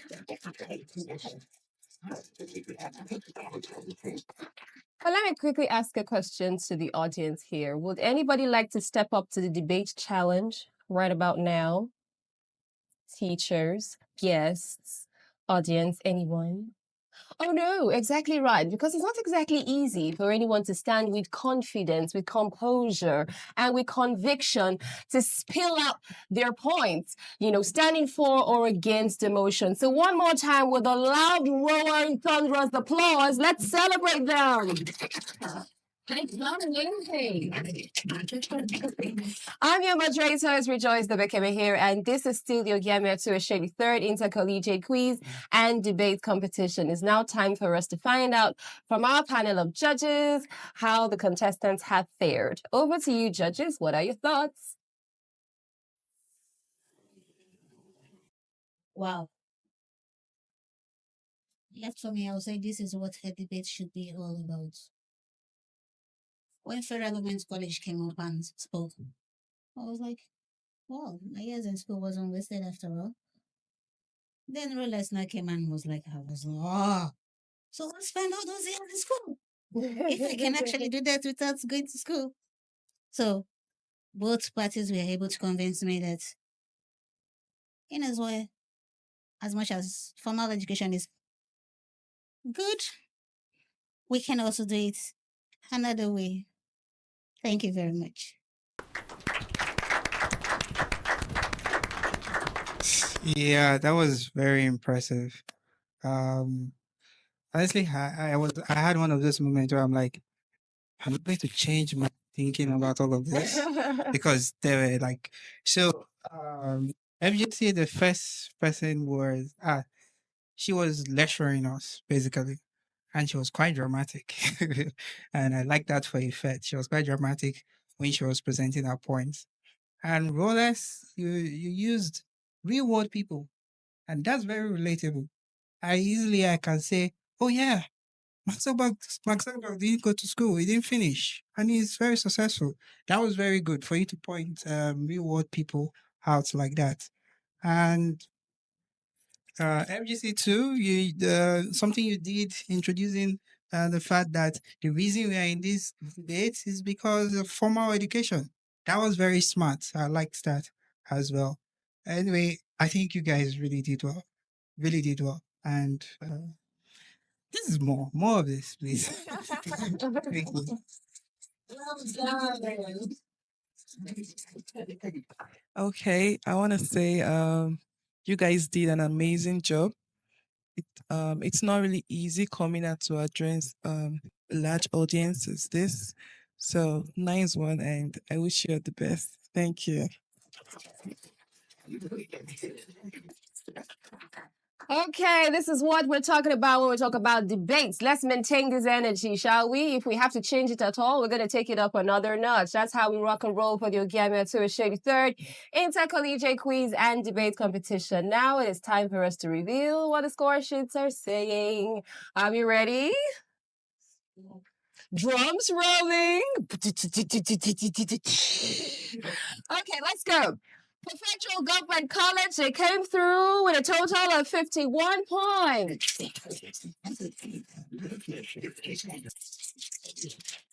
And then for Rolex Comprehensive College, they came through with a total of 49 points.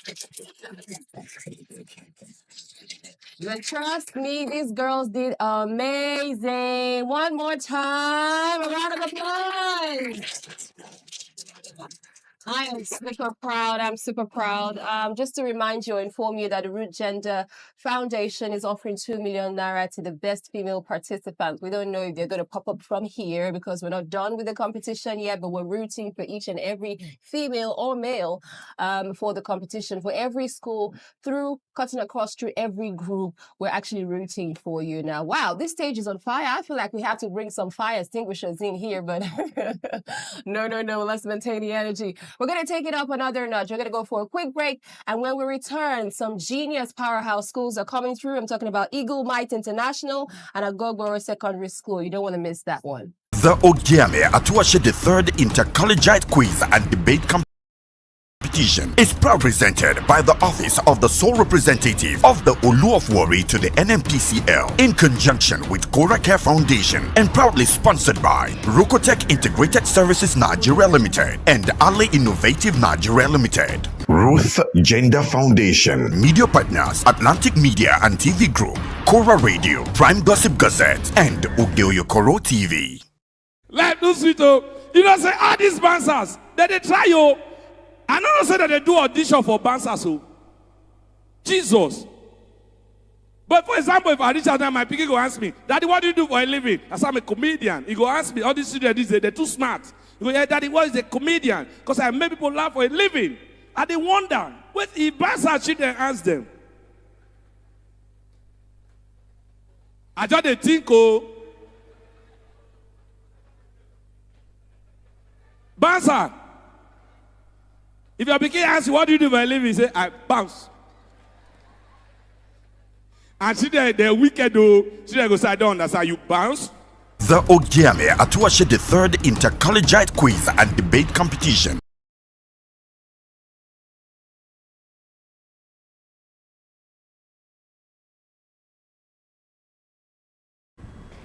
This is the Ogiame Atuwatse the third Inter-Collegiate Quiz and Debate Competition. We're excited.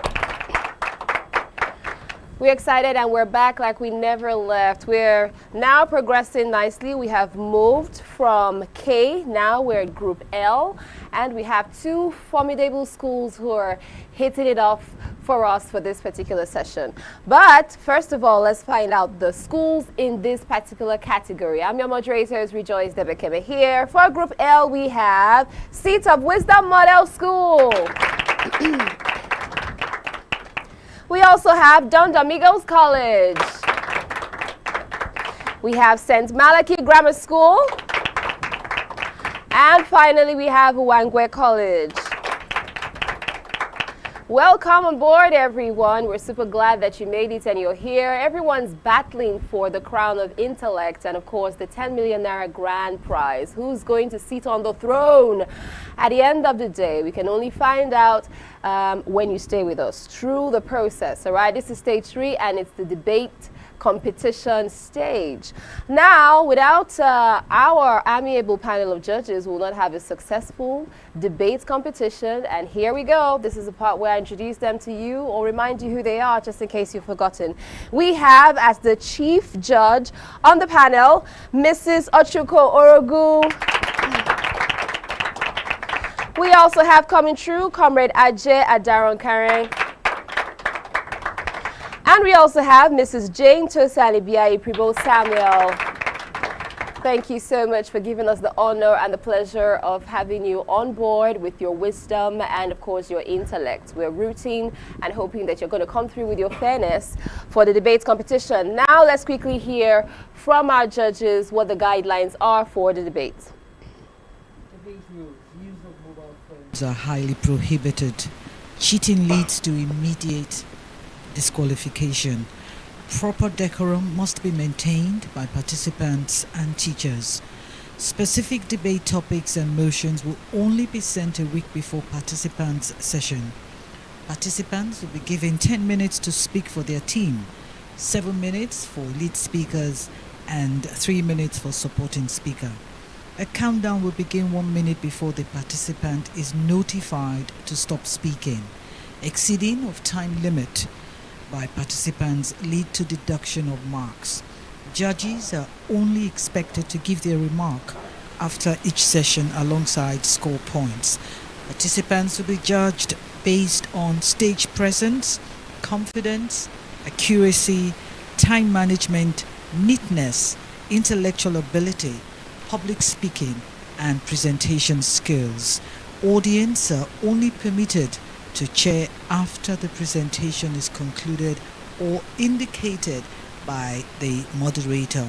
This is to ensure that participants are not distracted. The panel of judges include professionals. Their decisions are final and cannot be contested. All the best. Thank you so much for that one. Now that we're all on the same page, we're about to begin. The floor is yours. The stage is set. It's time for you to come through with your brilliance and your A game. Let's welcome the lead speaker from the prestigious Seat of Wisdom Model School.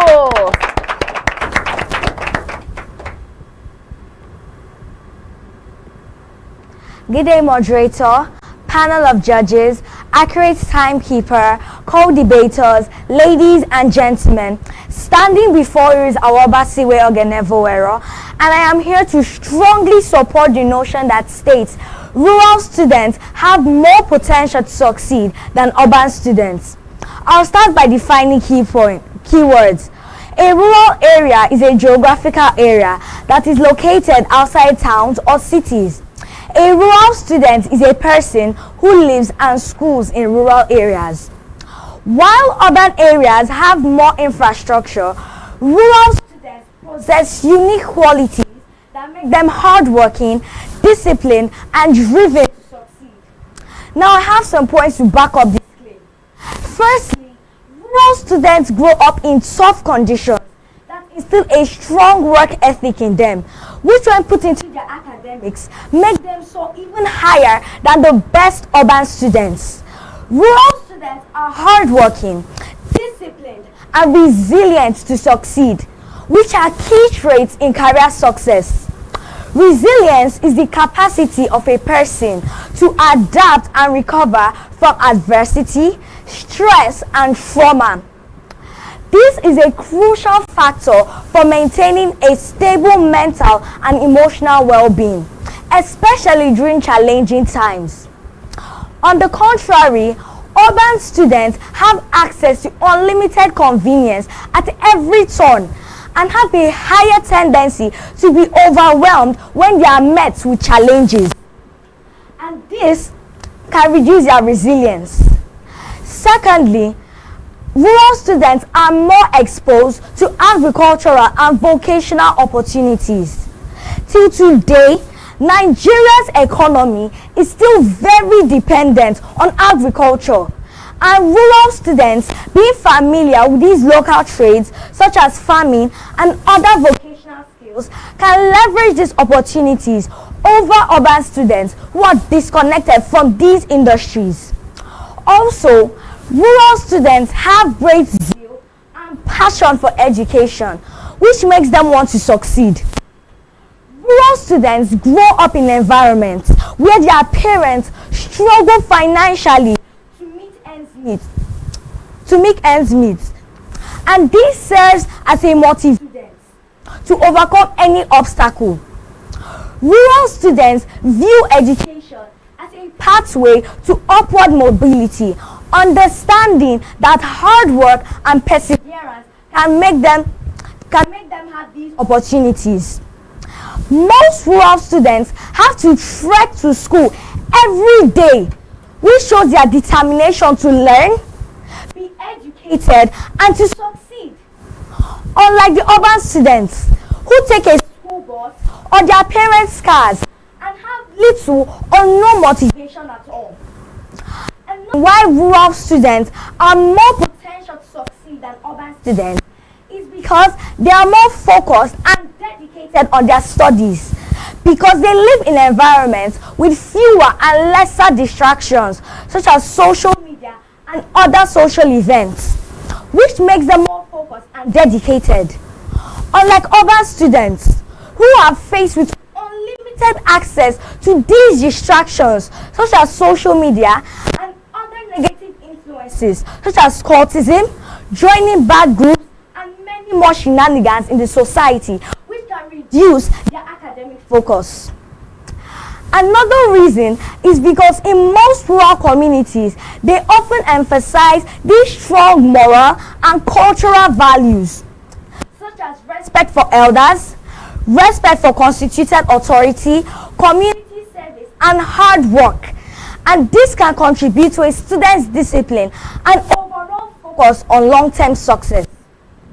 But it has been discovered that in most urban communities, they don't really put much emphasis on these moral values. That is why an urban student can walk past his or her elders without greeting and doesn't see anything wrong with it. Lastly, rural students now have access to technology and education. Rural students once lagged behind in technological access, but due to recent advancements in technological access, rural students now have this access to technological tools and equipment. With online learning, scholarships, and rural student initiatives, they now have the same resources with urban students, if not more, due to targeted programs which are designed to uplift them. Rural students now use their natural resilience and new opportunities to surpass their urban peers. There are many notable figures in Nigeria today who schooled in rural areas and are doing very well for themselves. One of such people is Mrs. Ngozi Okonjo-Iweala. She schooled in Ugboachukwu, a rural town in Delta State. Now, she is now the first female managing director of the World Trade Organization, former director of finance, and a global economic leader. Now, without saying too much, I know I have been able to convince you beyond reasonable doubt that rural students have more potential to succeed than urban students. Thank you. Alrighty then, we've had the lead speaker come through from Seat of Wisdom Model School. It's now time for us to have the lead speaker from the formidable Don Domingos College. Good day, judges, panel of judges also, my co-debaters and my fellow opponents. I am Prince King Sarah from Don Domingos College, Ejeba, and today I'll be debating on the motion set before us. Rural students have more potential to succeed than urban students. I am here to oppose the said motion. Rural is a place usually connected with the countryside. It is not connected with a town or a city. It lacks structuralized management which affects the economic production of such a place. Urban can be defined as a place that is situated in a town or a city. It is not located at the countryside, and it also has the structuralized management which rural areas or rural places lacks, consisting of corporate firms like law firms, banks, schools, factories, and other establishments, which makes life easier, better, and faster for the people that find themselves in such an environment. The economy is usually booming. Studies is the word used to depict a continuous learning process. Education has a lot to do with learning. So learning provides individuals with the opportunity to know, which in turn makes that person a student. We have two types of education consisting of the formal education and informal education. Formal education is the traditional, structured, and institutionalized process of learning whereby students attend schools, universities, and colleges to acquire knowledge, skills, and certifications that will help them to be able to access more better opportunities in the society. Informal education is an education where an individual is required to register to learn a particular vocation for a period of time. Rural students do not have more potential to succeed than urban students. These are my points. Due to the lack of basic resources such as good roads and good transportation system, rural students are being limited from accessing schools on time. And due to this, there are lots of series of punishment that are being attached to such students that affect the students mentally, physically, psychologically, hereby draining the students, leaving the student with less strength to learn. Unlike urban students are being provided with school buses, public transport, and even their parents' car, which get them to school in time and helps them to learn. Rural students face the reality of an education without security. This is due to the lack of effective teachings. In most rural areas, the lack of teachers deter the potential of rural students to be able to succeed. You can see that in most rural areas, such as the riverine areas, teachers are not being transferred there, and most of the teachers who are being transferred there immediately work their transfer back to the urban cities due to the inconveniences they face in such an area. And most of the teachers who cannot work their transfer back to such areas leave that school for some time, or they do not even teach the students, hereby reducing the potential of students to succeed. Unlike urban students have the opportunity of going to school in an urbanized society, so they go to school hitch-free without stress and inconveniences. The reality of rural students is that they face an education without security, or they are not sure of. How can all of these factors help students attain full potential? There is absolutely no way unless all of these factors are being handled or mitigated against. The lack of quality or active involvement in education also affects rural students. In most urban schools, students are being indulged in programs that help to boost their awareness concerning certain skills that will help them to know what they want to do in life or during college or even after college, such as speech day programs, debate day programs, sports day programs, and even science day programs. Most of the schools go as far as inculcating this into their curriculum, turning them into a group, society, or club, which can help to boost students' morale, such as science clubs, such as JET club, and all of this help to instill in students a critical thinking, mind, and awareness about what they want to pursue in life. Most rural students lack this due to the fact that they do not have teachers who serve as driving force for them. Rural students lack infrastructure, such as good classrooms. Most rural students do not have good classrooms, such as during the rainy season, they cannot get to school because of the lack of a good and adequate classroom, unlike urban students. Rural students lack libraries, which urban students has ability to. In most rural schools, there are no libraries at all, unlike urban schools. Most urban schools even go as far as creating 2 libraries for the students. Even students are being inculcated to create libraries at home through their collection of books because of the fact that they learn the importance of libraries from school. Even in our cities today, government have started building libraries where students can go and study, unlike rural students. Rural students are being deprived the opportunity of knowing what a library really is by making use of one firstly. There are also the lack of laboratories. Rural students do not have competent needs for laboratories because why? There are no teachers, there are no chemicals, there is nothing there for them to be able to make use of all of these laboratories, unlike urban students. Urban students are being taught how all of these subjects work and how they can cope with it in real life situations during college and after college. Rural students versus urban students is a complex situation. Most of the rural students are usually overage and lack the normal etiquette of a student. Yes, in most rural schools, you might find a 19-year-old in secondary school. You cannot find that in urban schools due to the fact that students are being taught right from childhood to love education. You see most toddlers 1 year, they are already in school, and before you know, they are through with secondary schools, unlike the rural areas. According to research that have been done by education scientists, urban schools provide students with the ability to thrive in this interconnected and complex world. My opposers would agree with me that they are schooling in urban schools. If you are schooling in an urban school, how is the rural school's potential more better? The abilities or the opportunities you have in an urban school is better than that you can find in a rural area. However, my opposer's perspectives and arguments being highly respected, my opposer will see reasons with me why all of these factors mitigating against them, such as the lack of good roads, the lack of laboratories, the lack of all of these factors will affect them. The rate of electricity in rural areas is also alarming. Due to the lack of electricity, most rural students cannot study, unlike urban areas. In most urban areas, students have power plants in their homes. Most of us study late into the night due to the electricity or the power plant that we have. Rural schools do not have access to this. Even though they go through all of this electricity, they do not have enough electricity to study. There is also the lack of exposures. Most rural students are not exposed, unlike urban students. There is also excursion programs which helps urban students to increase their knowledge in historical facts, just like the visit to Badagry slave sites. When you visit the Badagry slave site, it teaches you about the history of such a place, the past, the present, and even the future of such a place. Urban students have all of these opportunities due to the fact that they live in an urbanized society. They do not go through poverty, unlike rural students. Rural students lacks all of these exposures due to the fact that they do not have good means of acquiring money or even education. My opposer's perspectives, thoughts, and views are also being respected. You can clearly see that urban students have more potential to succeed than rural students. Thank you. I think we can do better than that. With a warm round of applause.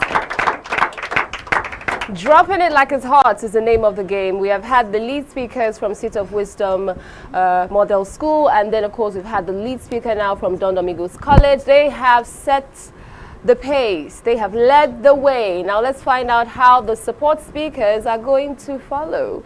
Let's make welcome the support speaker from Seat of Wisdom Model School.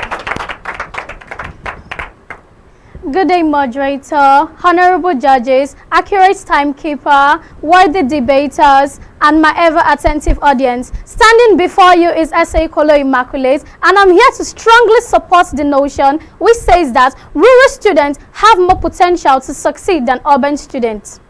First, rural students have this connection to nature and practical knowledge. Many rural students grow up with practical skills like fishing, farming, and craftsmanship. These skills can give them an advantage in entrepreneurship, agriculture, and vocational careers, which are crucial in Nigeria's economy. Secondly, there is more governmental and NGO support for rural education.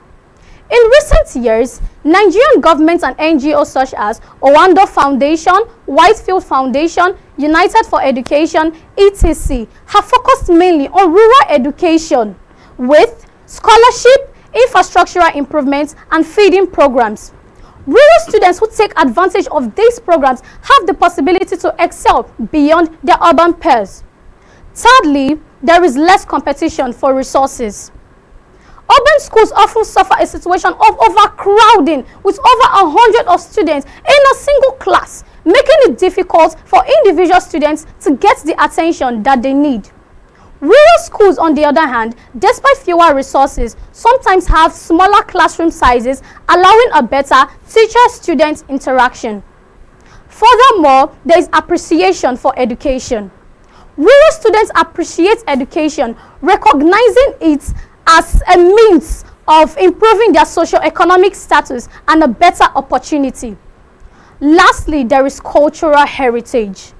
Rural students are rooted deeply in their cultural heritage, seeing it as a means of improving their identity and a motivation to succeed.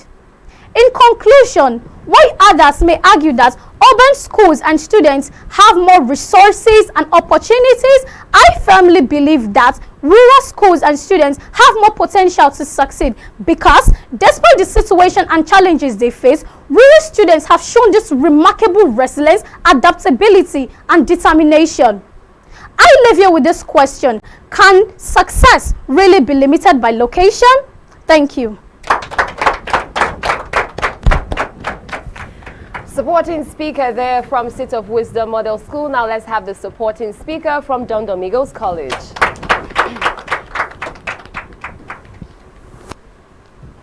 Good day, panel of judges, my accurate timekeeper, dear moderators, my fellow debaters, and beautiful audience. I am Omashola Blessing Ogenenire from Don Domingos College, and I'll be supporting what my first speaker has rightly said. First of all, the introduction of technological equipment in various urban schools has improved the rate of learning abilities in urban students. These technologies have provided a broader perspective of education, such as computers and the introduction of artificial intelligence. These technologies has helped urban students in many ways than rural students can ever think of. Rural students lack this, and as such they have no broad perspective of education, unlike urban students. They have less or no access to these technologies at all. And I am surprised that you still maintain your motion that they have more potential to succeed than urban students. Secondly, you see competition in urban students. Take for instance what we are here for. We are competing against ourselves. Take for instance Ulori.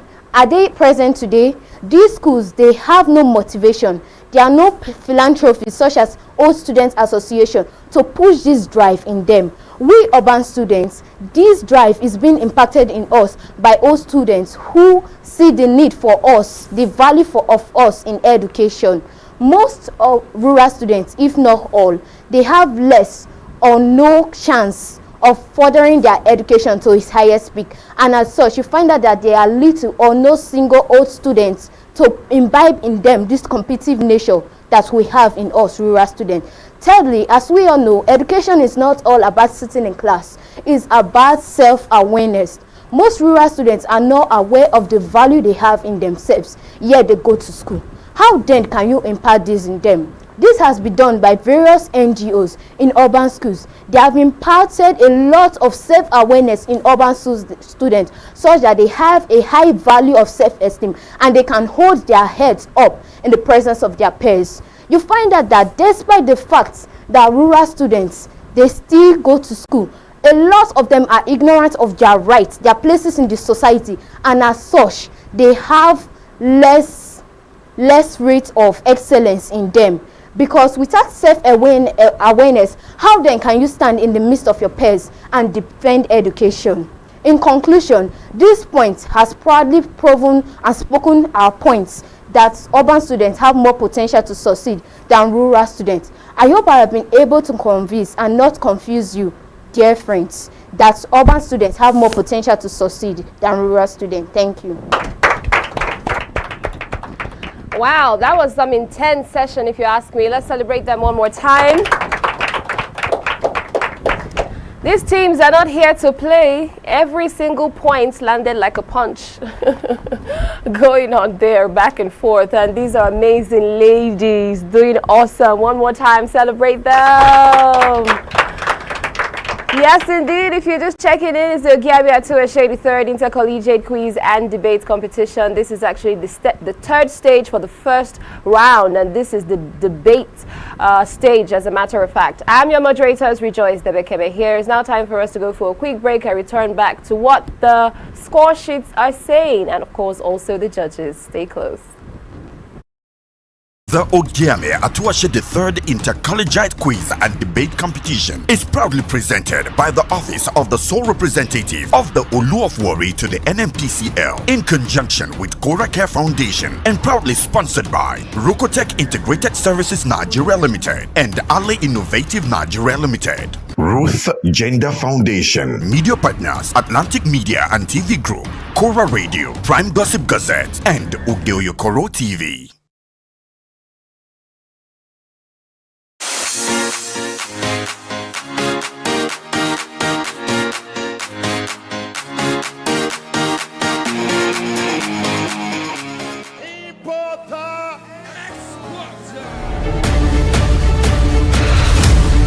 Wanna make love on the move, dancing to my tunes. Is it too much? It's not too much. I wanna be on forces, if we should wear horses. Is it too much? It's not too much. If I'm all running in, what do I got? I got to say, if I'm all running in, I'm all by my shoulder, I'm all by my foot, I'm all running in.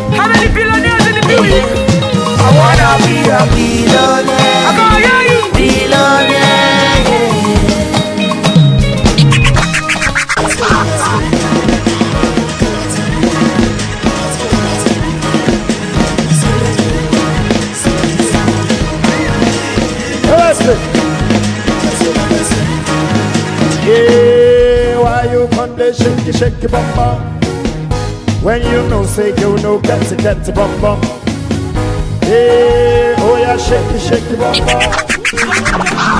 Where is my Johnny boy? Do you know Johnny? Question. Oh, if I know see my Johnny, for my Johnny, I'm looking for my honey. Telling me this, telling me that. I say this is not for me. Johnny do me honey.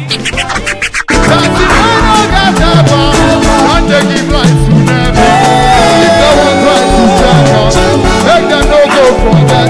Nobody they guide, oh, guide, oh. Jesus Christ, love our people.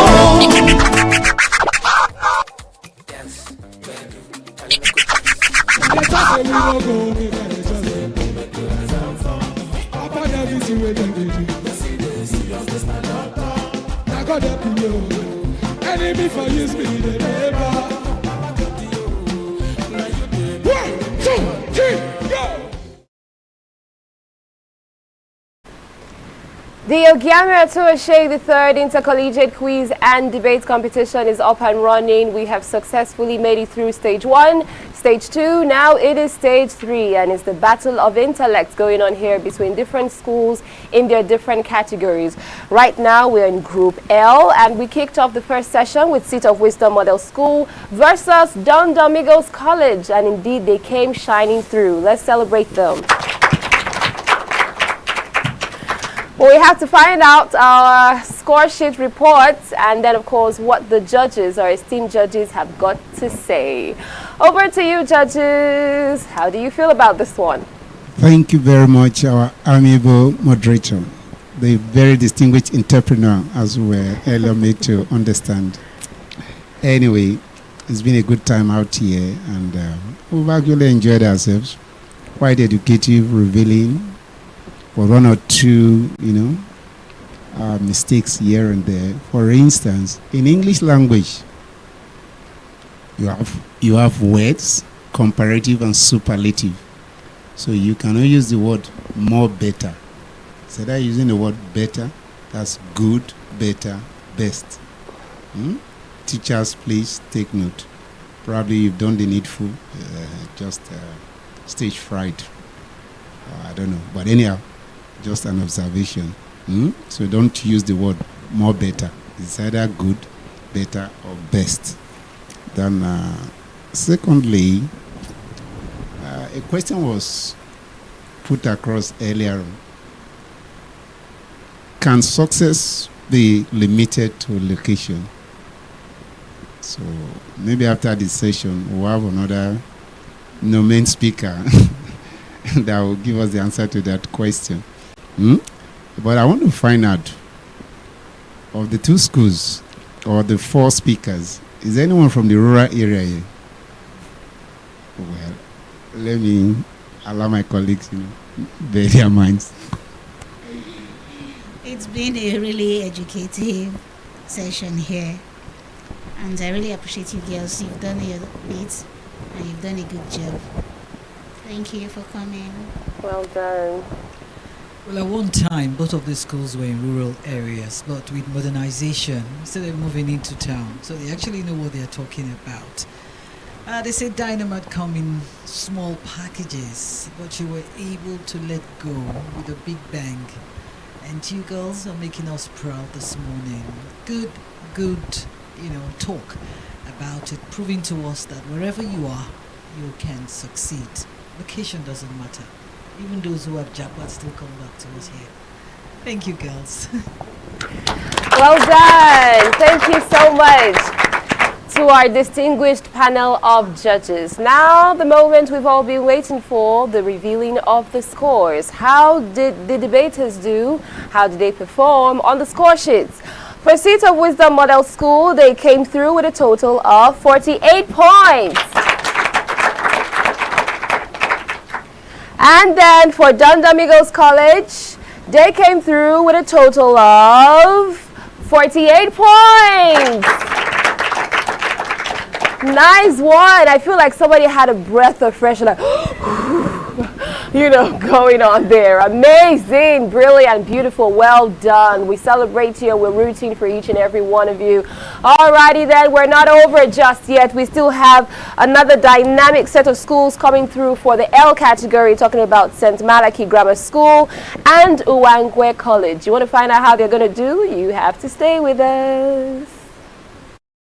Alright, my name is Desoka, the comedy catalyst of one of Nigerian comedy. Alright guys, back again, yes boss, my name is Osh baby. Ogiame Atuwatse. Yeah, what up people, it's your boy Victor AD. Girl Ninyola. My name is my wife, and just celebrity type man. My papa say, who won't carry cow, waka go, waka follow the cow. I know the life for you. As you know, you're watching the Atlantic TV. Keep watching Atlantic TV. Atlantic TV. Keep watching Atlantic TV. Keep watching Atlantic TV. Keep watching Atlantic TV. Atlantic TV. Informative, educative, interesting, entertaining. Worldwide, international. Don't go anywhere or I'll catch you. Don't touch that die. Atlantic TV. Boom. Atlantic TV, we wanna party. Atlantic TV. Culturally inclined and uniquely different. On me where I did, on me where I did. On me where I did, on me where I did.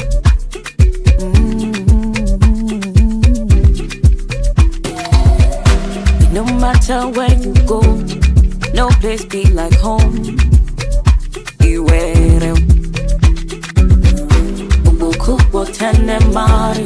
No place like our home. Go.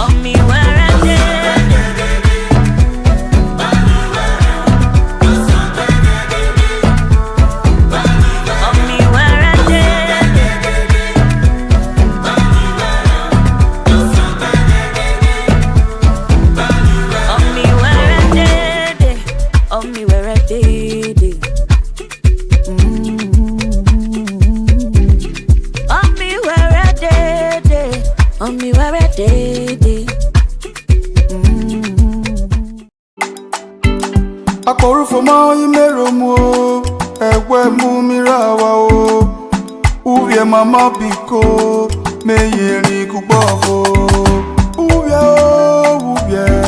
uye bo marufe emoruye bo marufe uye bo marufe emoruye bo marufe Omamo waromunu viefe Emoruye mebiko meyeri kugbe Ororu yeru marawane afefe bubu Orowa wivon imegbigbe Uye bo marufe Emoruye bo marufe Nalisa Jamilan Walaha Kol Giri Bintifa'in Fala Tajal Le Abudika Somani Uin Matali Sadu Barik Birtifa'in Matali Sadu Barik Birtifa'in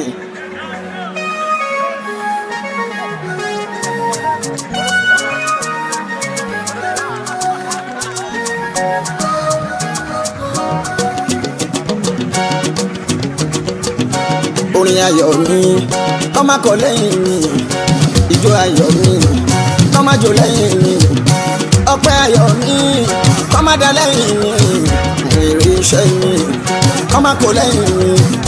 Orin ayọ̀ mi, kọ́má kọ lẹ́yìn mi, àmì, ijó ayọ̀ mi, kọ́má jó lẹ́yìn mi, bàbá àdìbá, ọpẹ́ ayọ̀ mi, jọ, kọ́má dá lẹ́yìn mi, mo ń bẹ̀rù, èrè iṣẹ́ mi, kọ́má kọ lẹ́yìn mi.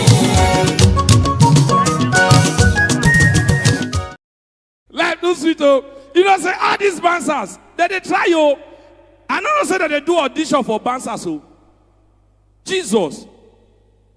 But for example, if I reach out there, my pikin go ask me, Daddy, what do you do for a living? I say, I'm a comedian. He go ask me, all these students these days, they're too smart. He go, yeah, Daddy, what is a comedian? Because I make people laugh for a living. And they wonder, what if bouncer children ask them? I just they think, oh, bouncer. If your pikin asks you, what do you do for a living? You say, I bounce. And she they're wicked though. She go say, I don't understand. You bounce? Daddy, explain better. Because yeah, actually, you know say in English when you actually know they get deep. You call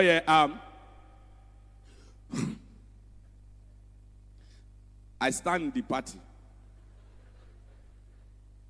I'll be telling people, go back.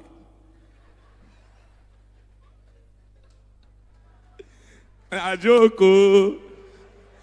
You know, say some of all these bands they do assassin too. Now joke. Oh boy, seeing hand. Now your hand you tell the waka.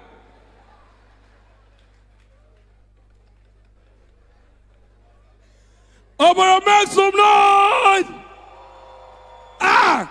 Life too sweet. Are you okay? Ha! This one when they eat the cereal, I say, Doctor, I recommend them. I know what you they think. The video brings to me Jebu Gary now. This event is about to take another level. Feel very free. Not every day they buy for traffic. Oh, my guy, go buy iPhone for Aja traffic. They tell us they may charge them 4 days. We NEPA. 4 days, we NEPA. How? You know, say charge the phone finish as in on the phone. AC off. Now I call the guy said the phone are multi-purpose phone. Life too sweet. See now, see event. See kids. Are the kids, right? Kids. See children. Difference there. There are kids, there are children, there are pikin. Daddy, I no go lie for you now. When your friend say, which kind pikin you born? Also, you know, say, Daddy, I dey worry again. I dey shout. Also, may they not use teen tech class carry your wife past you. Also, may they not use your children outreach for school. Also, may your neighbor not buy TV. That should be carton. Now I want some more people answer me. You too. Also, may you know they shout. Also. Ọba Ọlájà Ìwẹ̀rẹ̀ Ọba tó wá ṣe dìtẹ̀ Ọba Olùtìwárí Ọba Ìwẹ̀rẹ̀ Ọba Ọlájà Ìwẹ̀rẹ̀ Ọba tó wá ṣe dìtẹ̀ Ọba Olùtìwárí Ọba Ìwẹ̀rẹ̀ Ọba Ìwẹ̀rẹ̀ Ọba tó wá ṣe dìtẹ̀ Ọba Olùtìwárí.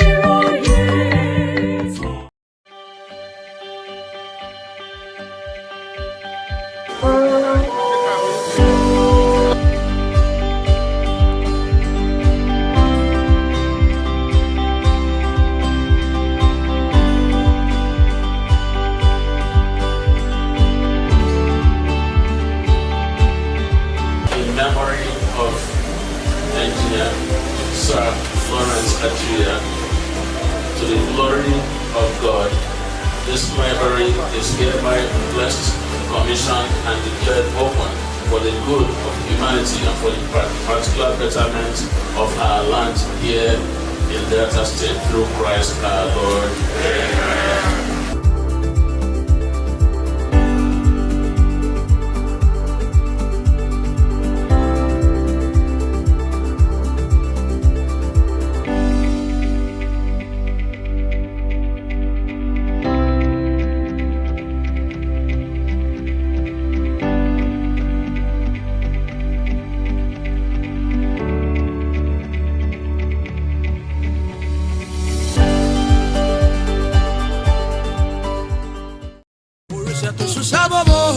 Oriṣato susabobo, ọmọ wa pè o.